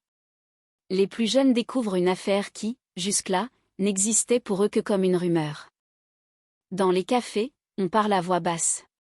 On refait le procès avant l'heure. On compare les souvenirs. Tu te rappelles, ce soir-là? Les phrases commencent souvent ainsi, suivies d'un silence gêné. Parce que ce souvenir, maintenant, c'est accepter qu'on n'a peut-être pas voulu voir. Qu'on a préféré l'ordinaire au dérangeant. Les enquêteurs convoquent d'anciens policiers. Ceux qui ont travaillé sur l'affaire à ses débuts. Certains viennent à contre-cœur. D'autres avec un soulagement discret. Les témoignages sont lourds de regrets. On n'avait pas les moyens. On manquait de temps. On suivait les procédures. Les phrases sont vraies. Et pourtant, Elles sonnent comme des excuses trop tardives. Chaque ancien détail est confronté aux nouvelles données. Les déclarations de l'époque sont disséquées. Certaines prennent une dimension inquiétante. Des phrases qui semblaient anodines deviennent ambiguës. Des silences, à l'époque tolérés, apparaissent aujourd'hui comme des angles morts. Le suspect est confronté à ces contradictions. On lui lit ses propres mots, prononcés 37 ans plus tôt. Il écoute. Il hoche la tête. Il explique que la mémoire joue des tours. Que le temps brouille tout. Il n'a pas tort. Mais la justice ne cherche pas une mémoire parfaite. Elle cherche une cohérence. Les experts psychologues entrent en scène. Ils parlent de profil. De personnalités capables de compartimenter. D'hommes qui savent mener une vie normale tout en portant un secret immense. Leurs mots ne sont pas des accusations. Ce sont des hypothèses. Mais elles résonnent étrangement avec ce que les enquêteurs observent depuis le début. Dans la ville, la tension monte.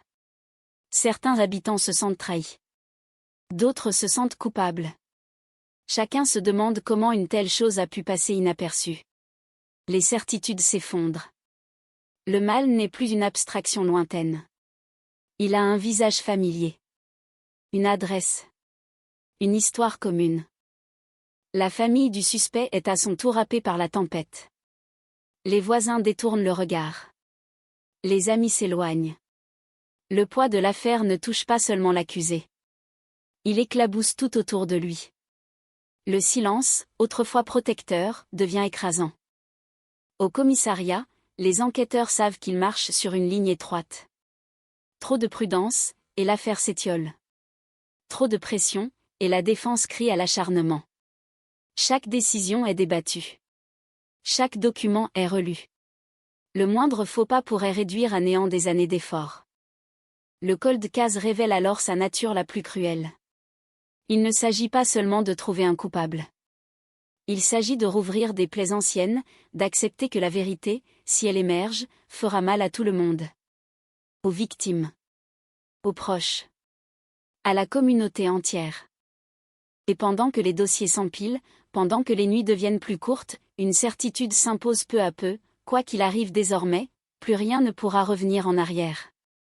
Le passé a cessé d'être un souvenir lointain. Il est devenu un acteur à part entière, présent, pressant, prêt à réclamer son dû.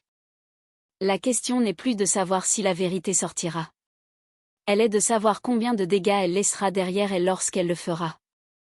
L'inculpation tombe comme une phrase qu'on n'ose pas prononcer trop fort. Pas parce qu'elle est surprenante, tout le monde la redoute déjà, mais parce qu'elle transforme l'hypothèse en guerre ouverte.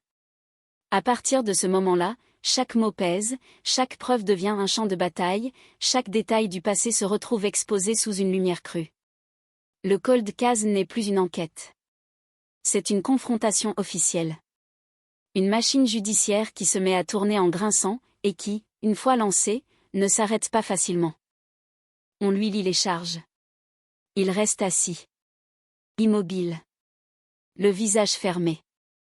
L'expression d'un homme qui comprend qu'il vient d'entrer dans une histoire plus grande que lui. Il écoute le nom de Claire Morel, encore, prononcé sans trembler. Il ne détourne pas les yeux. Il ne s'emporte pas. Il ne supplie pas. Il demande un avocat. Simplement. Froidement. La défense arrive vite. Trop vite, comme si tout était déjà prêt. Costume sombre, attaché-caise, voix ferme. Il parle de prudence. De présomption d'innocence. De fragilité des preuves anciennes. De mémoire défaillante. Ils construisent une forteresse mot après mot, avec une stratégie claire, transformer le temps en bouclier. Parce que 37 ans, c'est une arme pour celui qui se défend. 37 ans, c'est l'oubli des témoins. 37 ans, c'est la disparition des objets. 37 ans, c'est le doute qui s'installe dans chaque coin du dossier. La défense attaque immédiatement le cœur de l'accusation, la trace biologique. Il parle de contamination possible. D'erreurs humaines. D'échantillons dégradés. Ils exigent des contre-expertises. Ils répètent un mot comme un mantra, un mot qui glace l'espoir des familles, incertitude. Les procureurs, eux, savent qu'ils ne peuvent pas se reposer sur une seule preuve. Un profil ADN, même puissant, doit s'inscrire dans un récit cohérent. Ils cherchent donc à construire cette cohérence. À prouver non seulement un lien biologique, mais une présence, une opportunité, une intention. Ils retournent encore et encore sur la chronologie. Ils font parler les horaires d'ouverture des magasins. Les tickets de caisse. Les archives téléphoniques, quand elles existent encore. Ils fouillent les archives administratives, les dossiers d'emploi, les déplacements connus. Ils reconstituent les jours, les semaines, les habitudes. Le suspect, pendant ce temps, reste enfermé dans son calme. Il semble presque détaché, comme si tout cela concernait quelqu'un d'autre. Cette attitude dérange. Parce qu'elle empêche la ville de le classer. Un coupable attendu, on l'imagine nerveux, agressif, tremblant. Lui ne correspond à aucun cliché. Et c'est précisément ce décalage qui divise encore davantage. Dans la ville, les tensions explosent en fissures quotidiennes. Les amitiés se brisent. Les familles se disputent. On ne parle plus seulement de Claire. On parle de la police, de la justice, de la science. Certains affirment que c'est enfin la vérité. D'autres crient à l'erreur. Et au milieu, il y a ceux qui ne savent plus quoi penser, parce que l'affaire a contaminé tout ce qu'ils croyaient solide. La famille de Claire, elle, vit dans une tension permanente. Chaque nouvelle pièce ajoutée au dossier est une bouffée d'air et un coup de poignard. Ils veulent croire, mais ils se méfient. Ils ont trop connu les faux départs, les pistes mortes, les espoirs avortés. 37 ans d'attente ont appris à ne jamais célébrer avant d'avoir entendu le dernier mot. Les enquêteurs, eux, n'ont plus le droit à l'erreur. Chaque procédure doit être impeccable. Chaque preuve doit être documentée. La défense guette le moindre faux pas. Une signature manquante. Un prélèvement mal référencé. Une chaîne de conservation imparfaite. Dans un procès de cold case, on ne perd pas toujours parce qu'on n'a pas la vérité. On perd parce qu'on n'a pas su la protéger. Et puis il y a les témoins. Ceux qu'on convoque aujourd'hui, vieillis, hésitants, parfois malades. Ils viennent avec des souvenirs fragmentés. Des images floues. Des sensations. Leur voix tremble quand ils parlent de Claire. Quand ils évoquent cette nuit-là. Certains pleurent. D'autres se taisent. Le temps leur a pris la précision, mais pas l'émotion. La défense s'en sert. Elle insiste sur les incohérences. Sur les trous de mémoire. Sur les variations. Elle les pointe comme des fissures, comme des preuves que tout cela n'est qu'un assemblage fragile. Mais l'accusation réplique avec la science. Avec les chiffres. Avec la froideur mathématique qui, parfois, écrase les récits humains. Et dans cette bataille, quelque chose apparaît clairement, le procès à venir ne portera pas seulement sur la mort de Claire Morel. Il portera sur une question plus vaste, plus vertigineuse. Peut-on juger un homme aujourd'hui pour un crime commis dans un monde qui n'existe plus? Peut-on reconstruire la vérité quand le temps a effacé la moitié des traces? Et surtout peut-on accepter que le coupable, si coupable il y a, ait pu vivre au milieu de tous, pendant des décennies, sans jamais être démasqué? La ville retient son souffle. Parce qu'elle comprend enfin que l'affaire ne se résoudra pas dans un bureau, ni dans un laboratoire, mais dans un lieu où la vérité doit se montrer à visage découvert, une salle d'audience. Et ce qui s'y jouera ne sera pas seulement une condamnation ou un acquittement. Ce sera la manière dont une communauté entière survivra à ce qu'elle va entendre. Quand la date du procès est fixée, la ville change d'air. Comme si l'atmosphère elle-même devenait plus lourde, plus électrique. Tout le monde sait qu'on approche d'un point de non-retour. Une affaire ancienne peut rester un murmure tant qu'elle vit dans les archives. Mais dès qu'elle entre dans une salle d'audience, elle devient un spectacle brutal. Une vérité qui n'a plus le droit de se cacher. Les jours précédant l'ouverture sont une montée lente, inexorable. Les journalistes s'installent. Les caméras cherchent déjà le meilleur angle. Les titres se préparent dans les rédactions, en attente du mot qui fera basculer tout le reste, coupable ou non coupable. Sur les réseaux, les débats s'enflamment. Les gens s'indignent, se défendent, accusent, doutent. Le cold case n'appartient plus à la police. Il appartient au public. Et le public a faim. Dans les bureaux du parquet, on ne dort presque plus. Les procureurs répètent leurs questions comme des prières. Ils reclassent les preuves. Ils anticipent chaque attaque. Ils savent que la défense va frapper là où ça fait mal, sur le temps, sur les oublis, sur les failles. Alors ils construisent un récit solide. Pas un récit émotionnel. Un récit logistique. Un récit qui tient même si on arrache les fleurs, même si on enlève la compassion. Parce que dans un procès, l'émotion est un courant puissant, mais la preuve est la digue. Les enquêteurs, eux, se mettent à ressembler à des soldats avant la bataille. Ils vérifient encore une fois la chaîne de possession. Ils reprennent les registres du laboratoire. Ils contrôlent les dates, les signatures, les scellés. Ils savent que dans un dossier aussi ancien, un détail administratif peut devenir une bombe. Et pendant que tout se prépare, Claire Morel revient partout. Son visage ressort des tiroirs. Une photo d'identité, nette, fragile. Une autre prise à une fête, sourire large, cheveux ramenés derrière l'oreille. Dans ces images, elle est vivante. Elle bouge presque. Et cette vie rend la mort encore plus insupportable. Elle devient un symbole, et les symboles attirent tout, la compassion, mais aussi la récupération. La famille de Claire est sollicitée sans cesse. Les médias. Les documentaristes. Les gens qui veulent rendre hommage. Certains le font sincèrement. D'autres cherchent seulement une histoire à vendre. La famille apprend à fermer les portes, à se protéger. Mais comment se protéger quand on vous oblige à rouvrir la tombe chaque matin? Le jour de l'ouverture, la ville se réveille plus tôt.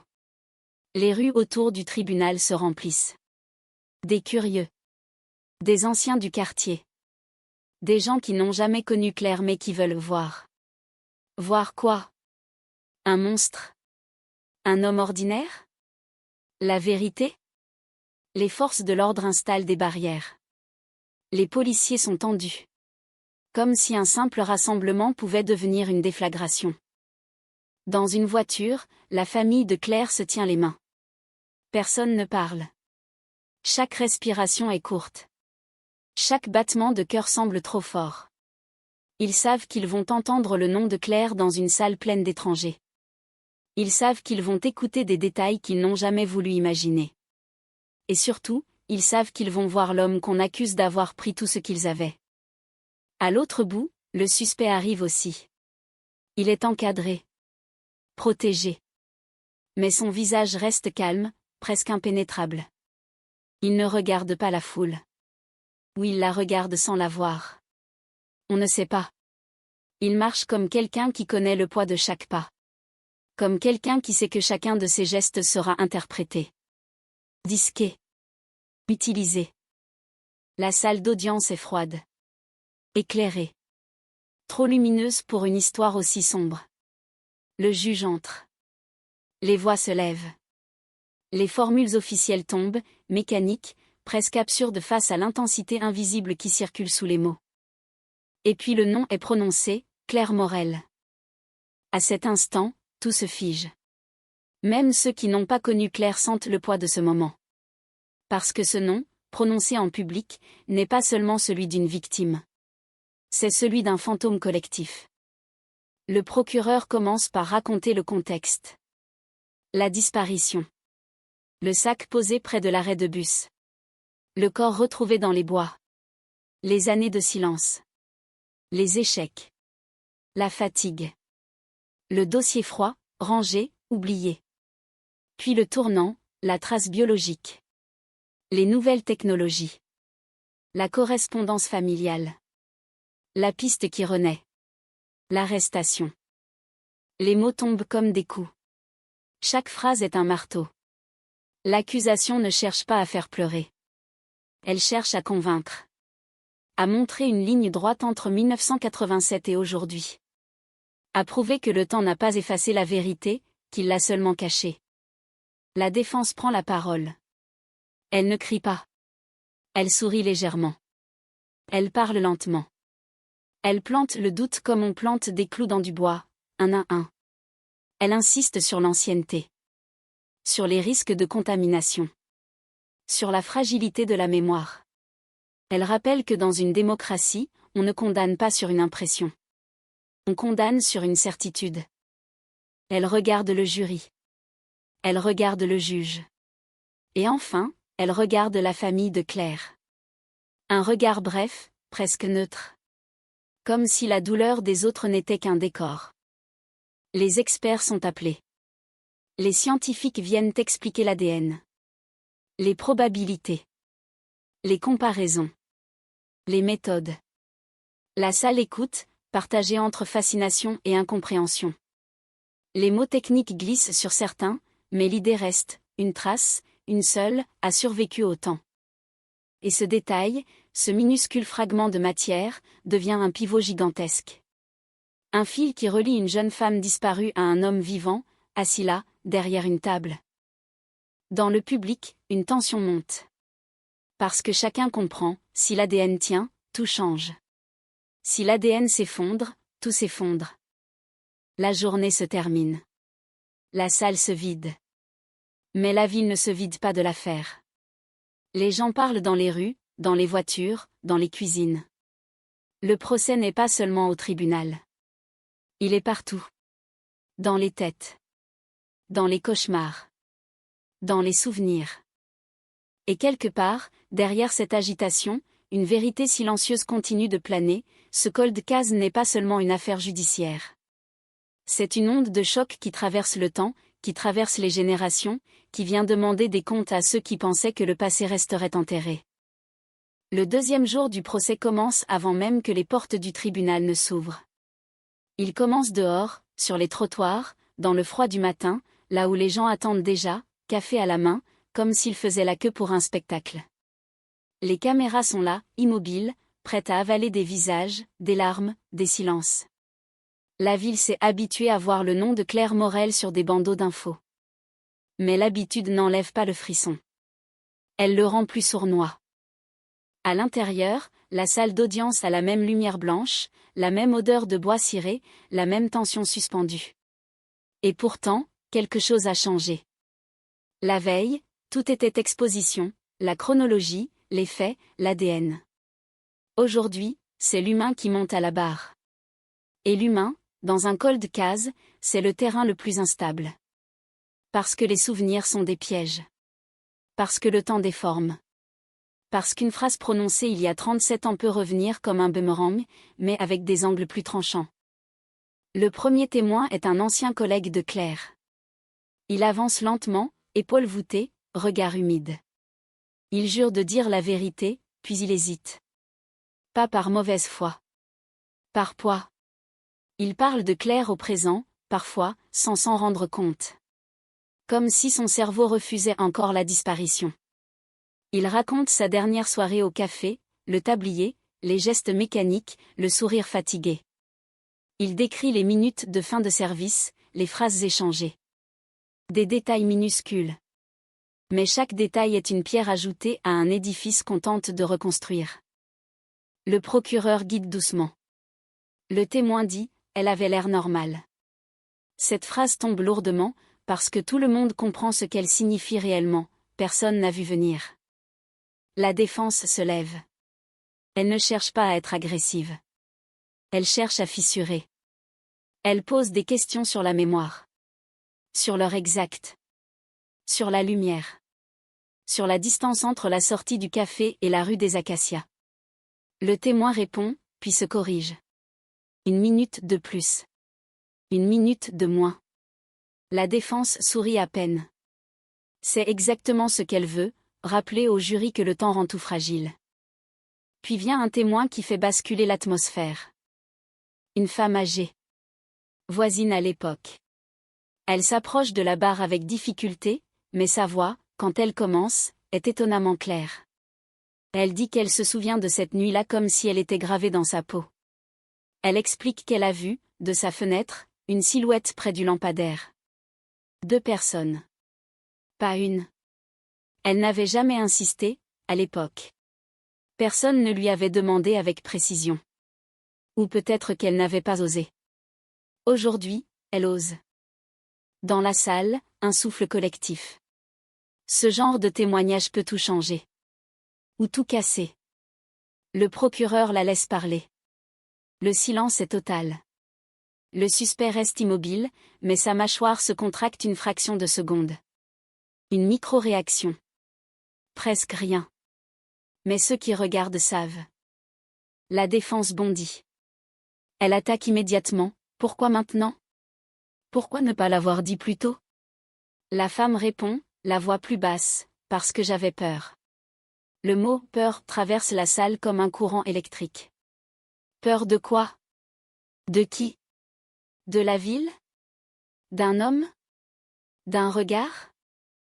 La défense insiste. La femme se trouble. Ses souvenirs vacillent. Elle admet qu'elle ne peut plus décrire le visage. Qu'elle ne peut plus jurer la couleur des vêtements. Mais elle maintient une chose, elle a vu 2 silhouettes. Les enquêteurs, dans le fond de la salle, se regardent. Ils savent que ce témoignage, même imparfait, vient combler une zone d'ombre.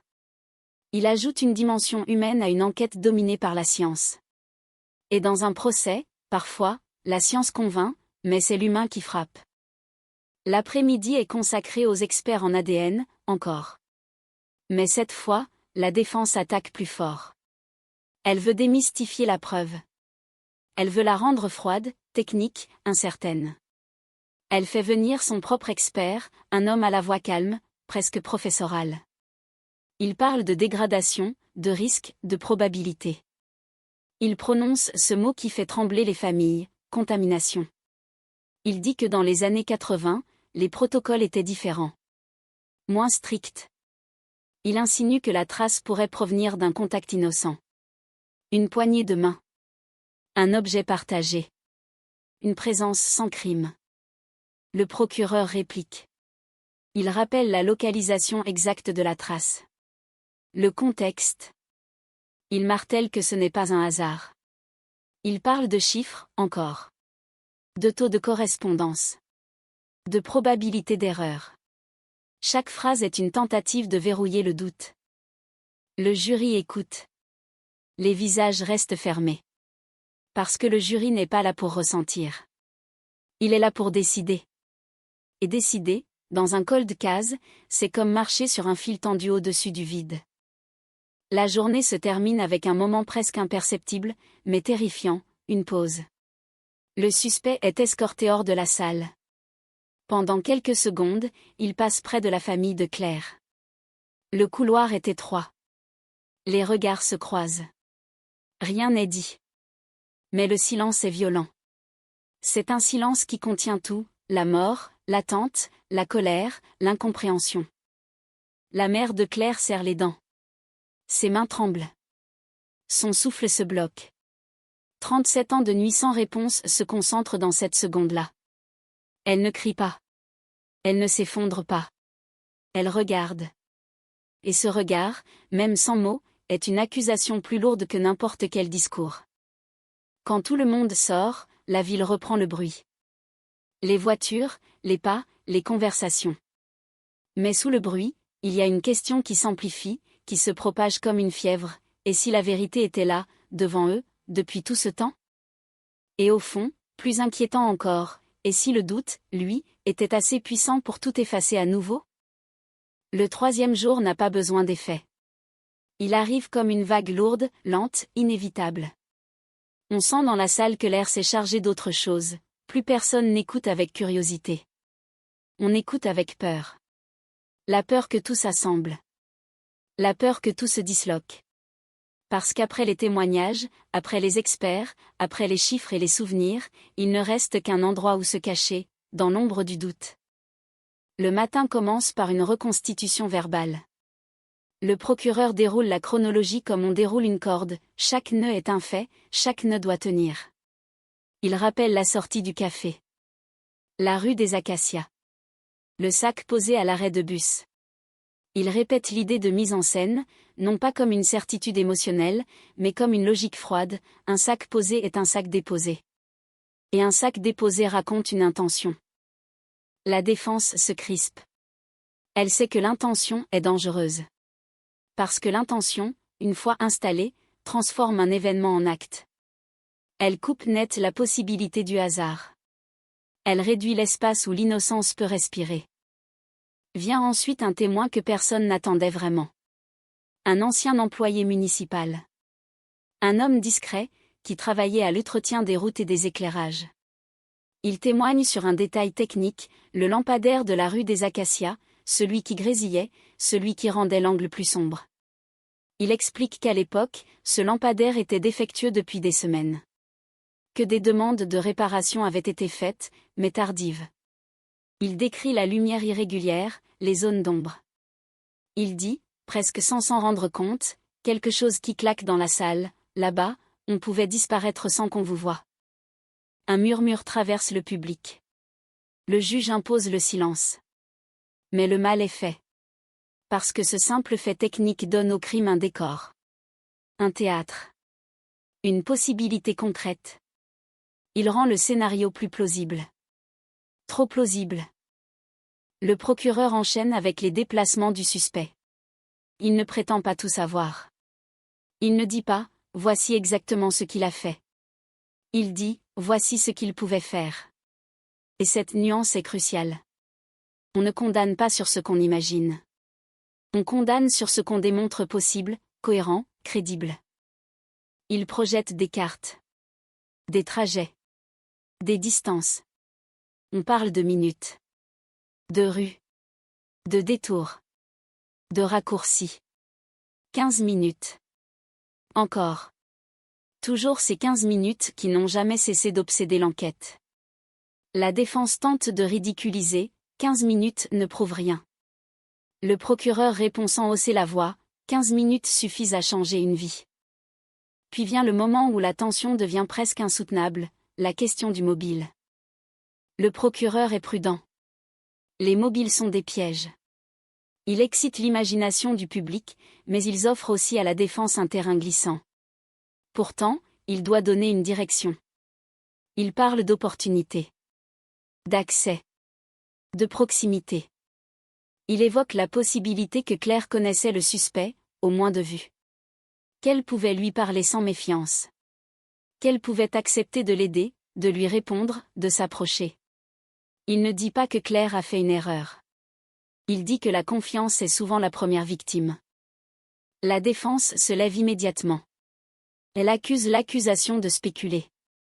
De créer une histoire sans preuve. Et elle marque un point. Parce que personne n'a de témoin direct du moment où Claire a disparu. Personne n'a de caméra. Personne n'a de confession. Le cœur du crime reste hors champ. C'est là que le procureur sort l'arme la plus redoutable d'un cold case, la cohérence des fragments. Il rappelle le sac posé. Il rappelle la localisation du corps, dans une zone qui n'est pas choisie au hasard. Il rappelle les incohérences de l'alibi. Il rappelle la trace biologique. Il rappelle le témoignage des deux silhouettes. Pris séparément, dit-il, chaque élément est discutable. Pris ensemble, ils forment une ligne. Une ligne qui revient toujours au même endroit. La défense, elle, choisit alors une stratégie plus agressive. Elle attaque la police. Elle insinue qu'on a fabriqué un suspect parce que le dossier devait enfin se refermer. Elle parle de pression médiatique. De désir de réussite. Elle montre les erreurs de l'enquête initiale. Les pistes abandonnées. Les manquements. Elle veut convaincre le jury que la justice est en train de réparer une humiliation, pas de révéler une vérité. La salle s'agite. Le juge tape du marteau. Silence. Mais le poison est là, le doute, encore, injecté dans les veines du procès. Et puis survient l'instant le plus dangereux de tous, l'idée que le suspect pourrait parler. Le procureur ne le demande pas. Il ne peut pas. Le suspect a le droit de se taire. Mais le simple fait que tout le monde pense à cette possibilité tend la salle comme une corde. Les yeux se tournent vers lui. Il reste immobile. Il écoute. Il ne dit rien. Et ce silence, au milieu d'un procès où tout le monde parle, devient une présence écrasante. La journée se termine avec les plaidoiries intermédiaires, ces discours qui récapitulent et préparent le terrain pour le verdict. Le procureur parle de Claire, mais sans pathos excessif. Il parle de justice retardée, pas annulée. Il rappelle que le temps ne doit pas devenir un refuge. Il dit, lentement, comme une sentence, le crime a vieilli. Pas la vérité. La défense répond en évoquant la présomption d'innocence comme un rempart. Elle répète, pas de certitude, pas de condamnation. Elle martèle que l'ADN est une probabilité, pas une histoire. Que les témoins sont fragiles. Que le temps est un brouillard. Et que, dans le brouillard, on peut se tromper de cible. Quand la séance est levée, personne ne respire vraiment. La ville est suspendue. La famille de Claire est suspendue. Même le suspect semble suspendu, prisonnier d'un instant interminable. Parce que le lendemain, ce ne sera plus une question de récit, ni de science, ni de souvenir. Ce sera une question de décision. Et une décision, après 37 ans de silence, peut soit libérer un fantôme soit l'enfermer à jamais dans l'ombre. Le dernier jour arrive comme une porte qu'on n'a plus le droit de refermer. Dans la salle, tout semble identique, les mêmes bancs, la même lumière froide, le même bois ciré, mais l'air est différent. Plus lourd. Plus rare. Comme si chaque respiration devait être négociée. Personne n'est venu chercher du spectacle, cette fois. Ils sont venus chercher une fin. Ou comprendre pourquoi il n'y en aura peut-être jamais. Le juge rappelle l'ordre. Le jury est là, aligné, visage fermé. Ils ont passé des nuits à ruminer des chiffres et des regards, à rejouer des phrases, à tenter de faire cohabiter l'humain et le scientifique. Dans un cold case, le jury ne porte pas seulement le poids d'un verdict. Il porte le poids du temps. Il doit décider pour une victime qui n'a plus de voix, pour une famille qui a attendu trop longtemps, et pour une ville qui a appris à vivre avec un trou dans sa mémoire. Le procureur se lève pour la plaidoirie finale. Sa voix est calme, mais elle tranche. Il ne cherche pas à séduire. Il cherche à fixer. Il reprend les éléments un à un, comme on verrouille une porte, la chronologie, l'opportunité, l'alibi incertain, le sac déposé, le lieu du corps choisi, la trace biologique, les témoignages, les incohérences relevées, la micro-réaction quand l'ADN a été évoqué, le faisceau qui converge. Il insiste sur une idée simple, presque brutale, le hasard n'empile pas autant de coïncidences au même endroit. Puis il parle de Claire. Pas pour créer des larmes faciles. Pour rappeler ce qui est en jeu. Une jeune femme sortie d'un café. Une vie interrompue sur un trottoir banal. Un nom qui a traversé des décennies comme une flamme trop faible pour éclairer, mais trop tenace pour s'éteindre. Il dit que la justice n'arrive pas toujours à temps, mais qu'elle n'a pas le droit de renoncer sous prétexte qu'elle est en retard. Il conclut en regardant le jury, « Vous n'êtes pas ici pour rendre le temps à Claire. Vous êtes ici pour dire autant qu'il ne gagne pas. » La défense se lève à son tour. Elle avance lentement, presque posément, comme si chaque pas était une démonstration. Elle ne nie pas la douleur. Elle la reconnaît. Et puis elle la sépare immédiatement du verdict. Elle rappelle que la douleur n'est pas une preuve. Que la colère n'est pas une certitude. Que la compassion, aussi légitime soit-elle, ne doit pas devenir une condamnation automatique. Elle attaque la cohérence que le procureur vient de construire. Elle dit, ce n'est pas un faisceau, c'est un collage. Elle insiste sur les trous. Les années de silence. Les erreurs initiales. Les témoins qui doutent, qui corrigent, qui ne se souviennent plus.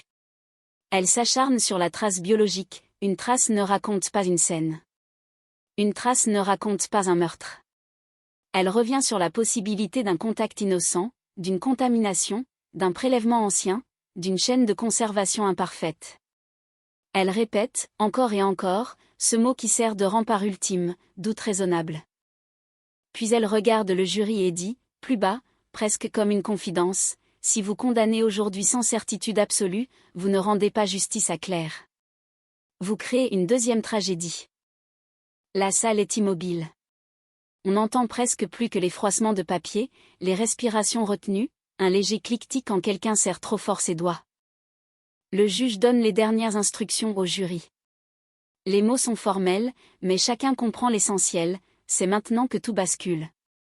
Le jury se lève, quitte la salle. Et le temps recommence à s'étirer, cruel, interminable, comme il l'a fait pendant 37 ans. L'attente du verdict n'est pas silencieuse. Elle est remplie de pensées. La famille de Claire reste assise, droite, comme figée. Les visages sont pâles. Les yeux secs, parce qu'il n'y a plus de larmes à offrir. Le suspect, lui, ne bouge presque pas. Il fixe un point invisible, les mains jointes. Ses avocats murmurent parfois, mais lui reste dans une bulle. Une bulle de contrôle. Une bulle de silence. Dans la ville, dehors, la vie continue, mais à distance. Les commerces ouvrent, les voitures passent, les enfants sortent de l'école, et pourtant, tout semble se faire à voix basse. Comme si le tribunal était le cœur d'une tempête et que chaque rue en ressentait les ondes. Les minutes deviennent des heures. Puis, enfin, la porte s'ouvre. Le jury revient. Il s'assoit. Le président du jury tient une feuille. Une simple feuille qui contient tout ce que 37 ans n'ont pas réussi à faire, trancher. Dans la salle, l'air se bloque. On n'entend plus rien. Même les caméras semblent immobiles. Le juge demande, « Avez-vous atteint un verdict ?» La réponse tombe, « Oui ». À cet instant, le monde se rétrécit. Il n'y a plus que cette phrase, et le vide juste après. Le verdict est lu. Et quel que soit le mot prononcé, culpabilité ou acquittement, il ne rend pas la paix. Il ne peut pas. Dans un cold case, la justice arrive toujours avec une ombre. Si le suspect est condamné, la ville doit accepter qu'elle a vécu des décennies à côté de l'impensable. Si le suspect est acquitté, la famille doit accepter que le silence gagne, une fois encore, et que la vérité reste hors de portée. La mère de Claire tremble. Pas comme quelqu'un qui tombe. Comme quelqu'un qui lutte pour rester debout. Elle écoute sans cligner des yeux. Elle serre ses mains jusqu'à blanchir ses doigts. Son visage ne dit pas la joie, même si la justice penche de son côté. Il dit surtout, trop tard. Trop tard pour les années volées. Trop tard pour les nuits passées à attendre un appel. Trop tard pour la vie que Claire aurait dû avoir. Le suspect réagit à peine. S'il est condamné, il ferme les yeux une seconde, comme si un poids tombait enfin, ou comme si une porte se refermait à l'intérieur. S'il est acquitté, il ne triomphe pas. Il se relève simplement, comme un homme qui vient de traverser un incendie, en laissant derrière lui des braises qui continueront à brûler dans la mémoire des autres. Quand la salle se vide, rien n'est vraiment fini. C'est là que le vrai vertige commence. Parce qu'un verdict n'efface pas le mystère. Il le transforme. Dans les semaines qui suivent, la ville ne redevient pas normale. Elle ne peut pas. Le nom de Claire Morel reste dans les conversations, mais différemment. Il n'est plus seulement associé à l'absence. Il est associé à une révélation, le temps peut cacher, mais il ne peut pas toujours protéger. Et la nuit, quand les rues se vident, quand les lampadaires éclairent à nouveau des trottoirs ordinaires, une question persiste, tenace, comme un souffle dans le noir. Combien d'autres histoires dorment encore sous le silence? Combien d'autres cold cases attendent, dans l'ombre, qu'un détail minuscule, une trace oubliée, une fissure dans la routine, fasse exploser la façade du quotidien? Parce que c'est ça, la vraie malédiction d'un cold case. Ce n'est pas seulement le crime. Ce n'est pas seulement l'absence. C'est l'idée que le mal peut rester là, tout près, pendant des décennies sans faire de bruit. Et quand, enfin, il se met à parler, il ne le fait jamais doucement.